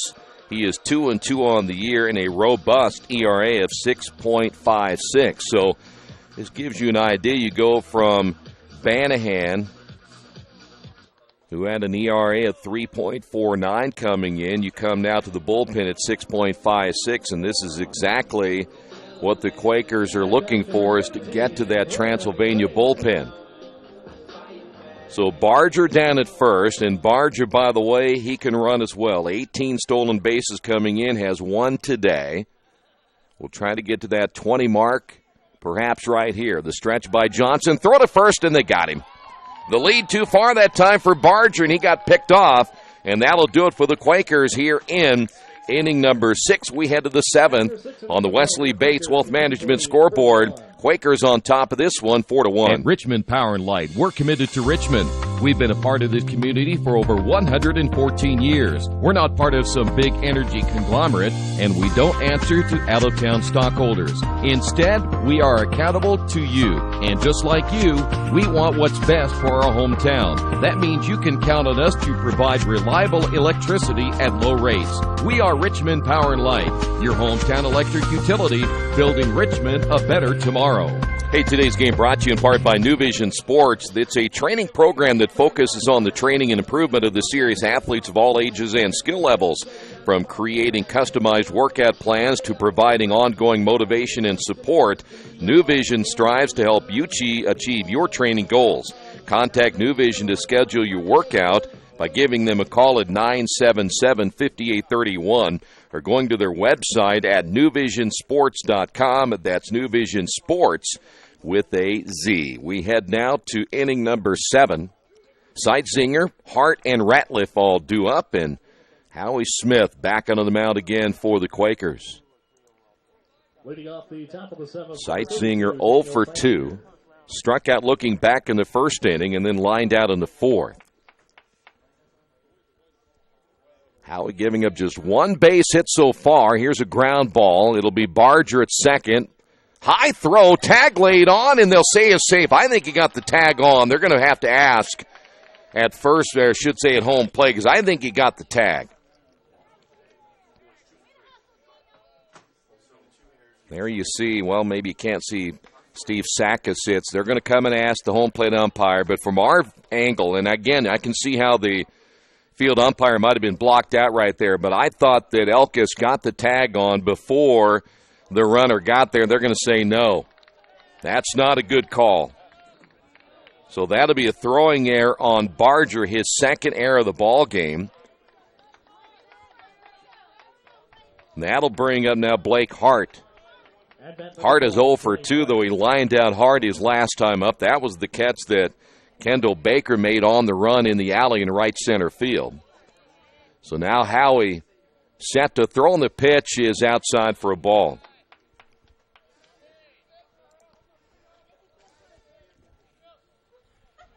Hart will take a look at the wristband. We see so many teams now doing the wristband anymore instead of doing signs in baseball. Popped him up, shallow left. Shank coming over toward the line. He will camp under it, make the catch, and Seitzinger back to first, and Blake Hart is 0 for 3. And that'll bring up Ratliff. I was watching Barger. Of course, he is not a natural second baseman. That's one thing we'll make clear in this one. He is an outfielder and a catcher, but not a second baseman. His throw to first sometimes is a little bit off the mark, and we haven't seen it as much in recent games as we have today as the throw goes to first. But again, really, Seitzinger, the tag was laid on. Elkis pretty good at laying the tag on when a throw is off. He's been at first base for a long time, so pretty good at what he does at first. Ground ball right side. Barger dives, knocks it down from his knees. Good throw. See, when he doesn't have to think about it, he's pretty good. When he just goes through the natural process of fielding and throwing, he's a pretty decent second baseman. It's when he has plenty of time and has a chance to look over there and Really think about it, where he ends up messing up the most. Here is Connor Blevins. So 2 away here in the 7th inning. Earlham has done a nice job of moving guys around. You think about Robertson and Shake, those guys. Ian Bach is another one. Ground ball right side, that's going to get through. Rounding third is Seitsinger. Here's Baker's throw to the plate, and it's a 4-2 ball game. So Transylvania with Blevins in the base hit. Now that might have been a play that Barger would have made, but he was breaking towards second base. And the hit went right between him and Elkis. Otherwise, Barger might have had a chance. Here's Rex Rogers. Rogers into the stretch, and the pitch runner takes off. The throw down to second base got him easily. Blevins trying to run. You're down 4-2 here in the 7th inning. Probably not smart baseball. We'll head to the bottom of the 7th inning. Quakers on top on the Wesley Bates Wealth Management scoreboard, 4-2. Hey, Chuck, where you headed? Spinning's about to start. I'm heading to CrossFit. Isn't that for, like, the elite lifters or athletes only? No, at FFW CrossFit, all workouts can and will be scaled to any ability level to welcome everyone. Sounds great. I need to get out of the same old workout routine. I'm just not sure I can keep up. It seems pretty intense. No real lifting experience is needed. FFW CrossFit teaches you everything you need to know and move at your own pace in a positive, motivating environment. You know, I've always wanted to give it a try. I'll see you there. Learn more at ffwcrossfit.com. There's only one place to go on the World Wide Web to find the best automotive deals. Wetzelauto.com. One of the area's largest inventories all in one spot. Wetzelauto.com. Here for you 24 hours a day, 7 days a week. Wetzelauto.com. New and used vehicles, service, parts, body shop, and rental. Plus, value your trade. It's easy to navigate. It's convenient. Wetzelauto.com. It's clickin' awesome. Earlham Baseball being brought to you by your Richmond area Subways. Each day of the week, you can get a different 6-inch sub with no artificial flavors or colors. Only $3.50. Friday, it's the tuna. Saturday, the Black Forest ham. Sunday, the meatball marinara. Treat yourself at Subway, 4 locations in Richmond and Hagerstown. Subway, eat fresh. We will see Colin Johnson get a few more warm-up tosses as we head to the bottom half of inning number 7. Doubleheader today, single game tomorrow. And, of course, we're all keeping an eye on the forecast and what it may look like tomorrow. Got to get these games in, and hopefully the weather won't be a factor in any one team either not getting in or getting into the HCAC baseball tournament, as Brennan Laird will step to the plate. Brennan doubled back in the first, reached on an error in the third, lined out in the 4th inning. This will be his first look, though, at Johnson. He was at the plate when Barger was picked off at first base. The stretch and the pitch, and it's inside for a ball. And one of those days for Matt Barger, a couple of errors in the field, but still leading at 4-2. Chopper to the third baseman, Nelson, and there's one away. Here's Elkis. Eric has walked twice today. At bat number 19, Eric Elkis.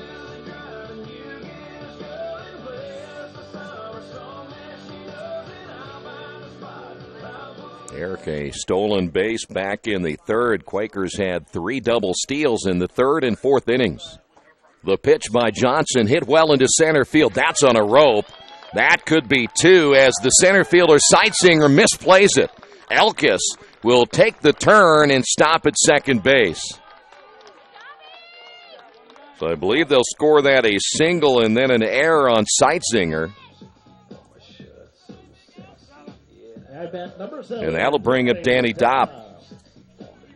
Well, that ball must have had a little knuckle on it or something, because Seitsinger, when he went to go after it, it just kind of bounced off his glove and went right by him. So now Dopp will step to the plate. And the Quakers again have a runner in scoring position here in the 7th inning. We don't have any numbers on the bullpen for Transylvania, but you look at their numbers. I'll try to figure this out here in a moment. Of most of their bullpen guys. Here's the pitch on the way. Popped him up to the right side. Here is Wilburn. He's coming in, and he'll make the catch. So there is 2 away. Here's Krumloff. But you look at their numbers. I'm going to go with anybody that doesn't have a start and has thrown some significant time. 4.54, 4.74, 6.56, 6.75. These are their ERAs. 9, 13.5, and then 45. Of course, that last one only 1 inning, but those are some of the numbers out of the bullpen. That's why you want to get to this Transylvania bullpen. It's just not very good. That pitch is up high to Krumloff. You have a team ERA of around 6, and most of those guys that we just mentioned, at least from a number standpoint, they've thrown some pretty significant innings. These guys, as the runner back to second, that's Elkis. The one player, Adam Boone, he does have 5 saves, but an ERA of 4.74. He's the one guy they like to at least come out of the bullpen late, but they're not going to get a chance, at least at the moment. The stretch again by Johnson. He'll check the runner in the pitch. Hit well into right field, base hit. Elkis will make the turn, and they're going to send him. The throw is going to be cut off, and the Quakers now lead it 5-2. So Krumloff with a base hit. 7 hits now by the Quakers. And here's Robertson. At bat number 31, Addison Robertson. Now Krumloff got a stolen base back in the 5th inning, so see what Johnson will do right here as he comes set, doesn't even take a look, and the pitch is outside for a ball.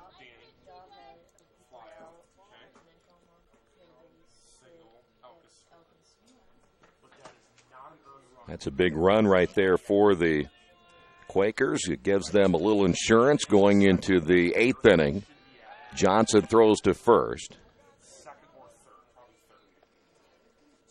Game 2 will be about 30 minutes following this one here.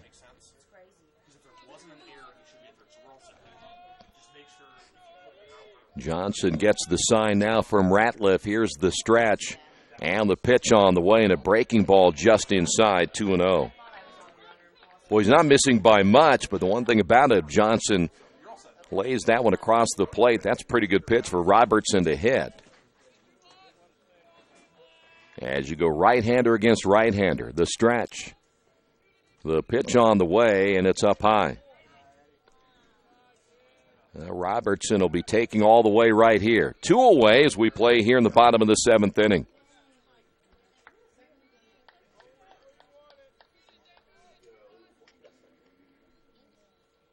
The stretch once again by Johnson in the pitch, and caught the outside corner.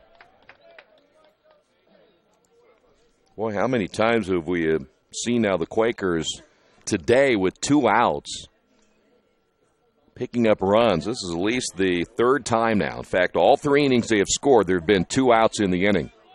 The stretch, once again, the throw to first.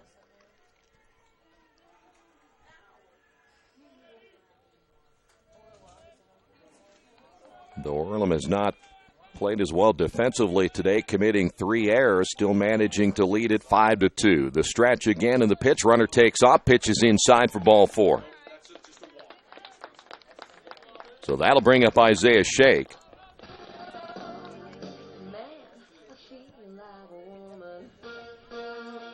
Isaiah 0 for 3, and we'll see Ratliff go out and talk now with Johnson. No activity in the bullpen right at the moment for the Pioneers. Boy, cloudy afternoon here on this Friday. And, of course, we were originally set for 1 today, 2 tomorrow. But because of the perhaps rain situation, we're going to try to get these 2 in today and then Wait and see what happens tomorrow. Could be a start time, they mentioned anywhere from maybe 10 all the way to 3 tomorrow afternoon just to try to get it in. So Isaiah steps in, Johnson ready to throw. Here's the pitch by the right-hander back up the middle. McAnally bobbles it, and he commits an error. Heading to the plate will be Krumloff. The throw's not in time. Boy, I tell you what, that's kind of rare from what we have seen so far here today from McAnally. I think he was going to try to make that play at second base before he fielded the baseball, and the Quakers get another run. Second error of the inning now by the Pioneers, and that'll bring up Kendall Baker.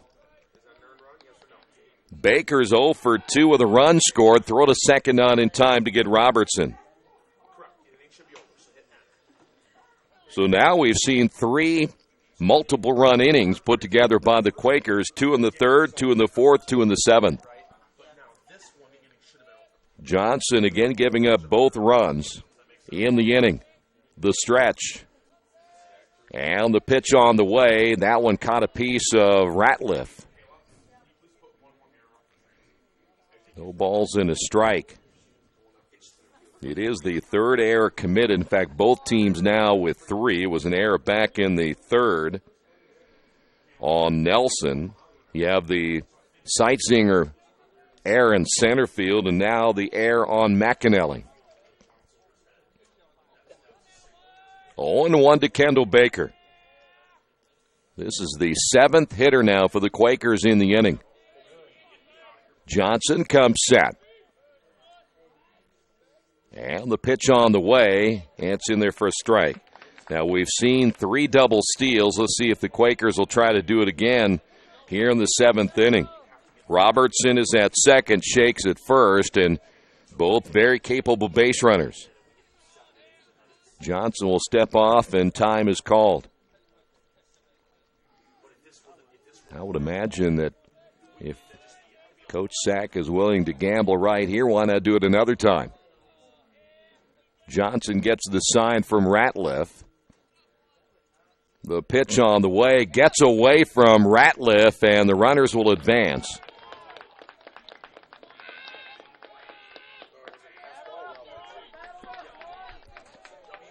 So a wild pitch called that time on Johnson. So now the Quakers with runners at second and third. 1 ball, 2 strikes to Baker. If Kendall can drive in a run or 2 right here. The stretch by Johnson. The pitch on the way, and just got a piece of it to stay alive.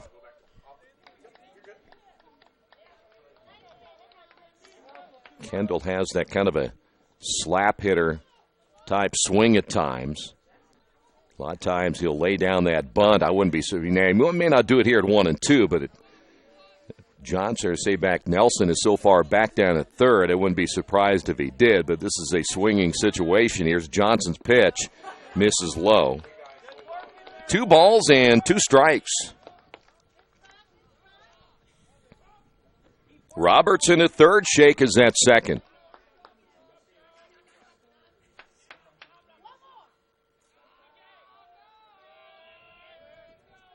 Johnson this time a long look at Ratliff as he comes set. And the pitch on the way, lined right back through the legs of Johnson into center field. 2 more runs will score, and the Quakers now lead this one 8-2. Boy, Kendall Baker battles here in the 7th inning. And Earlham now with 4 runs in this inning. Back to the top of the order, now batting number 2, Nate Lynch. Here's Nate Lynch.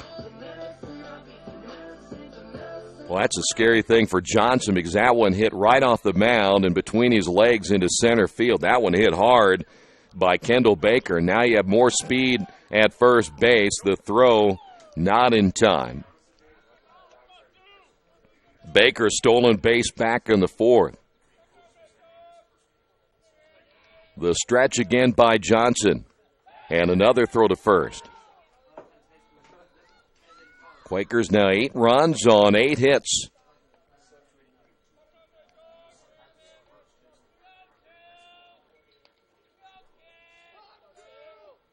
Well, again, this happening with 2 outs. This will be all 4 innings. The runner takes off the pitch way outside, and I'll tell you what, Ratliff had no chance.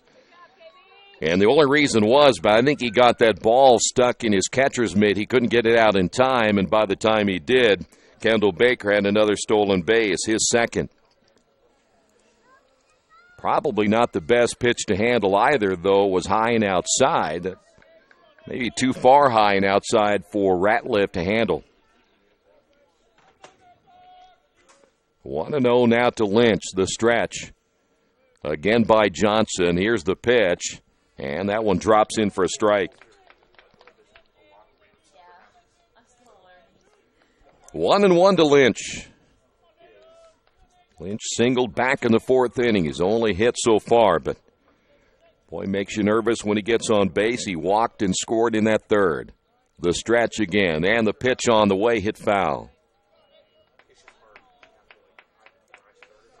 1 ball, 2 strikes.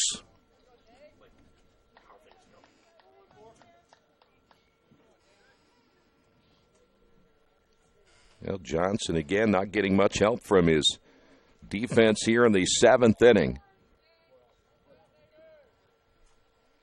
But Earlham now opening up a 6-run lead as Johnson trying to get one more. Here's the stretch. And the pitch on the way, and it misses outside. We look at Baker down at second base. He's kind of jumping around. Reminds you a little bit of Brandon Laird when he gets on base. 2 balls and 2 strikes. See if McAnally will come behind him. Down at shortstop.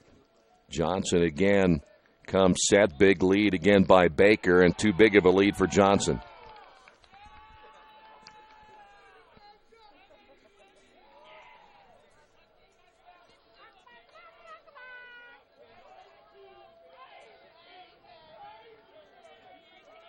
Johnson once again, long look at Ratliff. The stretch. And the right-hander takes a look at second, and here's the pitch on the way. This one will be grounded left side. McAnally will have to hurry. He double-clutched as well, throws it away, and that'll be, I believe, a base hit for Lynch.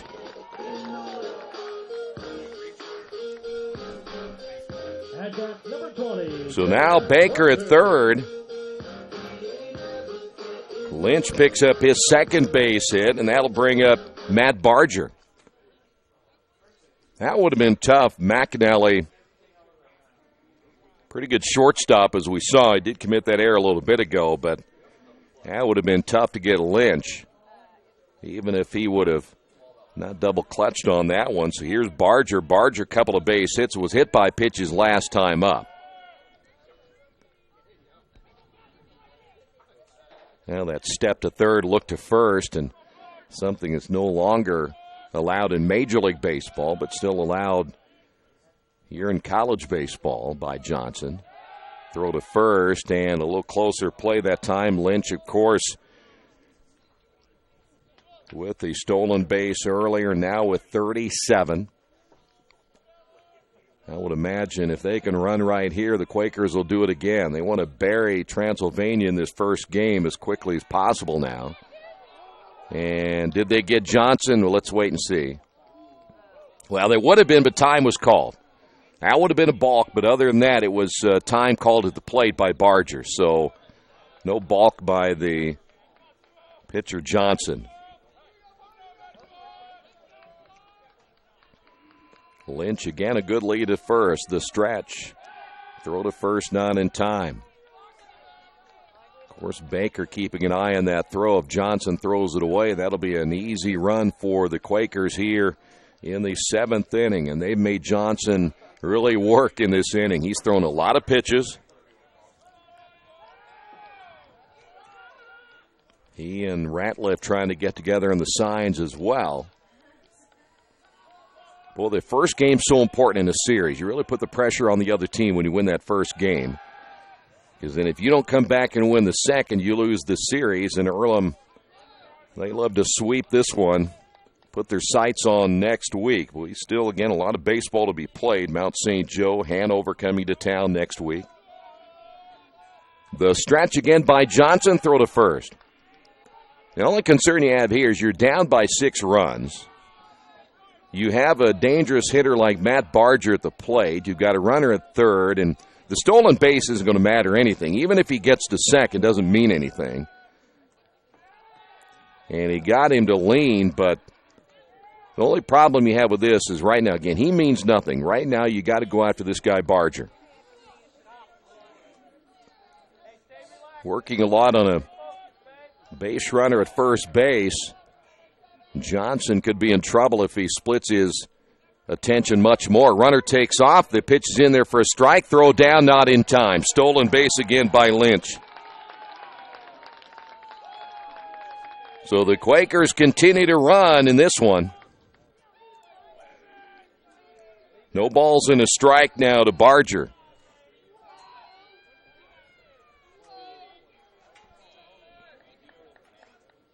We go back how many times other than the run scored we have seen Earlham get runners at second and third. This really should be more than an 8-2 ball game. The pitch hit well and right to Nelson. His heel snagged that one, and that ball was stung by Barger. And he was robbed of a possible double right there for the final out, but the Quakers send 9 hitters to the plate. They score 4 runs. We will head to the top half of inning number 8 on the Wesley Bates Wealth Management scoreboard. Quakers lead it 8-2. It's game time. The Sportsplex is now open. Get your teams together and come out for basketball, volleyball, soccer, tennis, golf, batting cages, wrestling, and much, much more. The Sportsplex also offers court rentals for your entire team to play a pickup game or to hold practices. Use our turf fields for multiple sports, including flag football, baseball fielding, and rugby. Sportsplex is open 7 days a week. Check out FamilyFitnessWorks.com for more information and current hours, or call 765-935-0111. For over 30 years, Reynolds Plumbing has been keeping the Richmond-Wayne County area running. Whether on commercial properties, restaurants, or residential, they've done quality plumbing, heating, and air work for thousands of customers. It's not just about the quality work, it's also about customer service. It's about attention to details and making absolutely sure you are 100% satisfied. If that's the kind of experience you want in your next plumbing or HVAC job, then Reynolds Plumbing has you covered. Give them a call at 966-0994. Head of the 8th inning, it'll be Rogers, Wilbur, and Nelson. Due up again for Transylvania, the right-hander Howie Smith going for his 4th complete game. As he's down to the final 6 outs in this one, Rogers 0 for 2. He has struck out twice. And the first pitch on the way is in there for a strike. So for Howie, 6 runs. That is a ton of run support as always. Of course, we've talked about this offense as that pitch low and outside, the way that Earlham can even give up a run or two and they come right back and put 3 or 4 on the board, just like they did in the last inning. Here's the 1-1 pitch, popped up foul. And for a pitcher, that'll help you relax a lot. You can go out there and take some chances. You can throw some different pitches and maybe even different situations for a hitter. And you don't feel too bad giving up a base hit now and then. Swing and a miss, tag laid on. Rogers has the hat trick as he has struck out for the 3rd time today. And there's 1 out. Here's Wilbur. Wilbur is lined out, and he is grounded out. Number 24, Still just 2 base hits so far for the Pioneers as Howie's next pitch on the way is up high for a ball. We don't keep a pitch count here, but when you look at the amount of strikes and balls that we have marked, here's a foul tip held on by Krumloff. 1 ball, 1 strike. Howie's not throwing a whole lot of pitches here today.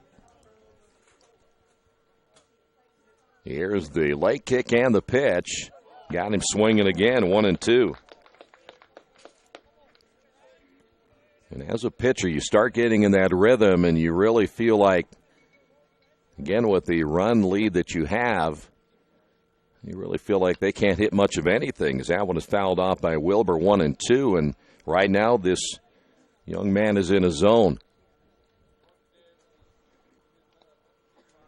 Anytime you can pick up 7 wins in a season and perhaps get your fourth complete game, and he's not done yet during the regular season. That's off the end of the bat foul. May get one more start somewhere between now and Mount St. Joe, Hanover next weekend. Who knows, maybe even two starts. You know, they can bring him out of the bullpen. Howie is about as versatile as a pitcher as you can get. 13 appearances this year, so he's come out of the bullpen 5 times. Hit foul. 1 ball, 2 strikes to Wilbur.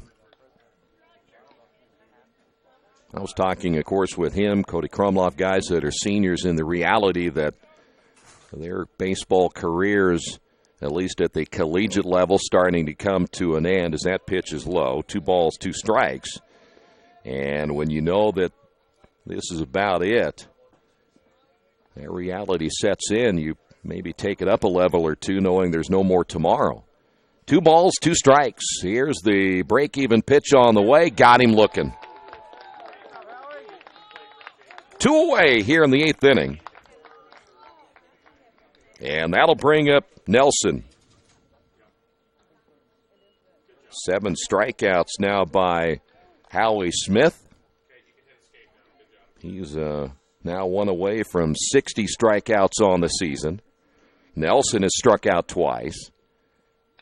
That one caught a piece of Krumloff. At bat number 3, Nick Nelson. Nelson struck out in the 3rd, struck out again in the 6th inning. Here's the wind and the pitch, and it's outside. 1 ball and 1 strike.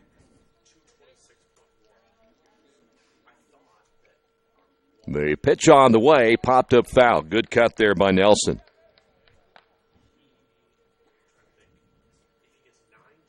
Of course, we mentioned about a 30-minute break between the 2 games. We'll hopefully find out pitching-wise. I think Colin Greaves is going in the 2nd game. Swing and a miss, and the side struck out for Howie Smith. We will head to the bottom half of the 8th inning. All Quakers leading this one in the Wesley Bates Wealth Management scoreboard, 8-2. Are new cabinets on your wish list? Visit the new Georgia Direct showroom and see the great variety of cabinets on display in a modern setting. Georgia Direct carries quality craft-made one cabinets, and the new showroom has plenty of styles and colors on display. In Richmond, craft-made one is only available at Georgia Direct, where the designers are always on hand to help create a custom kitchen for your home. Visit Georgia Direct's new showroom on 40 East, next to Red Lobster. You'll love what you see, and you'll love the savings at Georgia Direct. Today's game brought to you in part by Jason Wise of Better Homes and Gardens First Realty Group. He has an idea for an alternative fundraiser for your school group or nonprofit. If you list, buy, or refer a customer and mention this promotion, he'll donate 10% of what he makes on the transaction to the school group or nonprofit of your choice in your name. Tell your friends, family, colleagues to mention this offer when listing with Jason Wise at Better Homes and Gardens First Realty Group. Give him a call at 969-30-400. Brennan Laird will lead things off for the Quakers here in the bottom half of inning number 8. Laird, Elkis, and Dopp all scheduled up. Johnson back in for another inning of work, so at least at this point, the Pioneers will let him finish this one out. 2 runs in the 3rd, 2 more runs in the 4th, and then 4 runs in the 7th. Brennan a double back in the 1st inning. He will face Johnson for the 2nd time, as the right-hander will work from the stretch. The pitch on the way, and it's low for a ball. Well, you see so many relief pitchers, even with a runner not on base or the base is empty, they will continue to work from the stretch, more of a comfort situation than anything. Back up the middle again, Johnson about got his head taken off. Earlham has taken 2 baseballs. The last one's Kendall Baker right back where it came from, and Johnson probably wondering much harder can they hit it. Here's Elkis. Johnson had the Baker base hit go between his legs. This one zinged by the head of Johnson on the base hit by Laird. Now watch Laird at first. The stretch and the pitch, swing and a miss. Elkis took a cut of the ball way outside the strike zone. Quakers have been running like crazy here this afternoon. The stretch again by Johnson. Hit foul. I was watching McAnally that time, and Johnson never even looked over to see what McAnally was signaling. We saw it earlier. Trying to give some signals on whether to throw to first. And I guess it depends on which leg he tugs on when it comes to the pants. Runner takes off. The pitch is up high. Throw down to second and got him. Oh, my gosh. That is not a good call at all. Laird thrown out down at second base trying to steal, but that wasn't even close.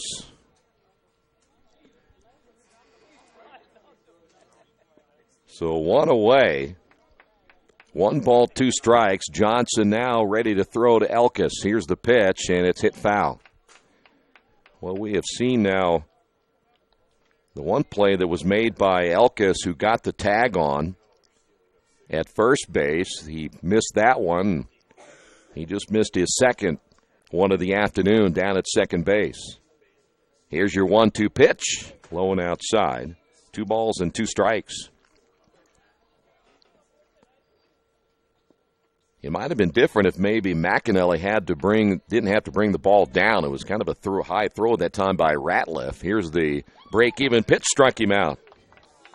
2 away.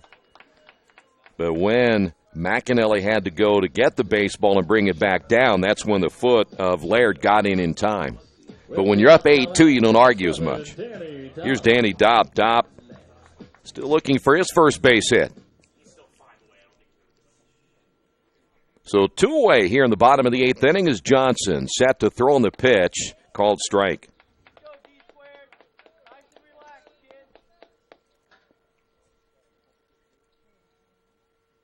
The stretch once again by Johnson. The pitch on the way is low and outside. 1 ball, 1 strike. Transylvania in the bottom, or I should say top half of the 9th, will go 9-1-2. Here's the 1-1 pitch on the way. Grounded back in a high hop. Johnson off the mound makes the throw to first, and that'll do it for the Quakers here in the 8th inning. We head to inning number 9 on the Wesley Bates Wealth Management scoreboard. Quakers on top of this one, 8-2. Hello, my name is Kyle Schwarzkopf. I'm the manager of Kyle's National Road Auto in business in Richmond since 1979. We employ ASE certified technicians, and we have over 80 years of experience. We work on all domestics and most European and Japanese cars. Give us a call at 966-1555. Kyle's National Road Auto Service. My name is Kyle Schwarzkopf, and I approve this message. There is one thing for sure in my life. I know nothing about fixing cars. That's why I take my vehicles to Beach Automotive at 110 East Main in Richmond. Their experts have the knowledge to service and repair even the most challenging auto problems. So if you have an automotive question, they have the answers at Beach Automotive, 110 East Main in Richmond. Or give them a call at 765-966-8181 or visit their website, beach-auto.com. Well, Howie Smith has been really the story here today, holding Transylvania so far to just 2 base hits. McAnally will lead things off. McAnally, Taylor, and Seitzinger all due up, and Quakers now can wrap this one up in game 1 here in the top of the 9th inning. Howie gets the sign. Here's the pitch. Grounded foul, third base side. McAnally singled back in the 3rd. Flew out in the 6th inning. He has, again, one of the 2 base hits. Another base hit came from Connor Blevins. That's been it. The pitch outside. Things getting a little lighter here at the ballpark as we saw those dark clouds move over just moments ago. Swing and a miss. Good off-speed pitch that time by Howie. 1 ball, 2 strikes. Howie gets the sign. Here's the 1-2 pitch. 2-2.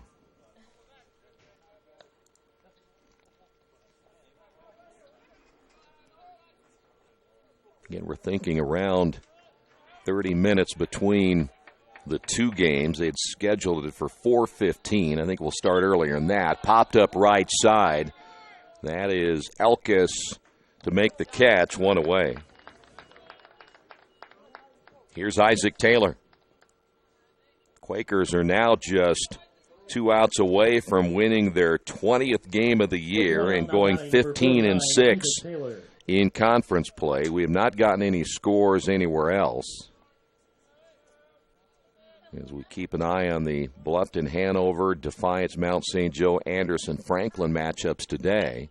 That one's hit foul. Taylor 0 for 3 with a run scored.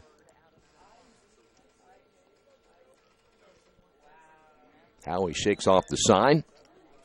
Here's the 0-1 pitch. And he misses outside. 1 ball, 1 strike.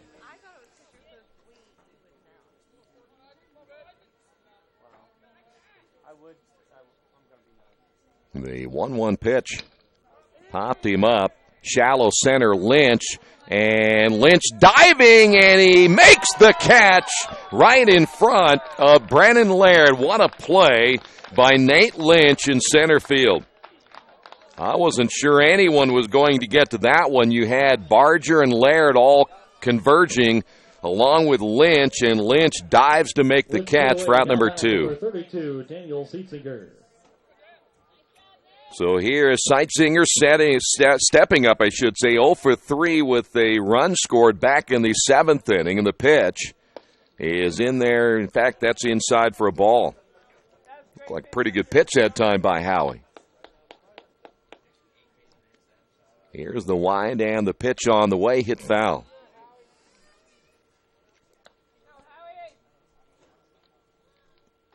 So now the Quakers just 1 out away from wrapping this one up as Smith going for his 4th complete game. There's another nice pitch. And now Transylvania down to their final strike.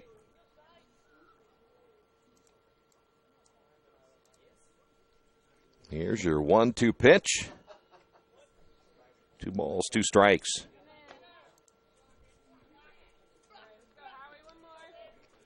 Quakers will have another double-digit hit performance here in this first game. Here's the break-even pitch on the way, hit foul. We'll stay at 2 balls and 2 strikes. There are very few games in which the Quakers don't pick up at least 10 hits. The break-even once again. This one gets away from Cody Krumloff, and we'll go full count. So 3 balls and 2 strikes.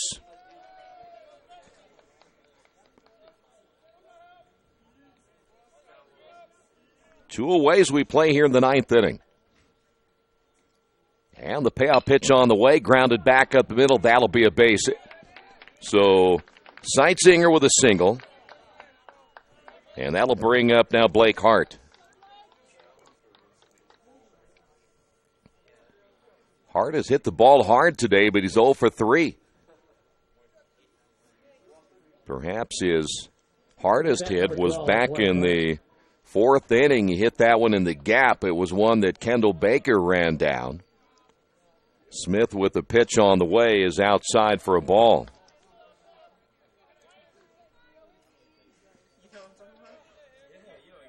Well, you can see Hart way deep in that batter's box. Popped him up, and that will sail out of play to our left. Hart coming into this one and 6 home runs. You can see kind of really how he hangs back in that batter's box, his weight back shifting to that front foot. You can see how he'd be a guy that could hit home runs. The stretch and the pitch on the way is high. 2 balls and a strike. Now to Hart.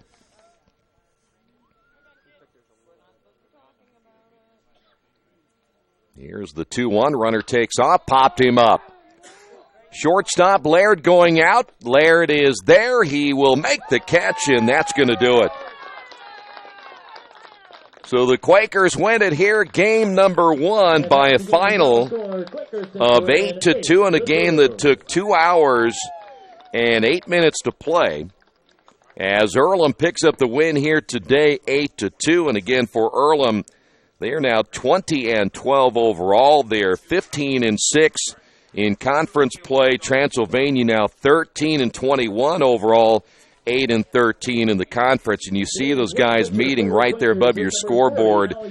I should say right above our introduction board, and they're checking to see what the satellite looks like right there. We'll also check to see if there's any rain coming as well.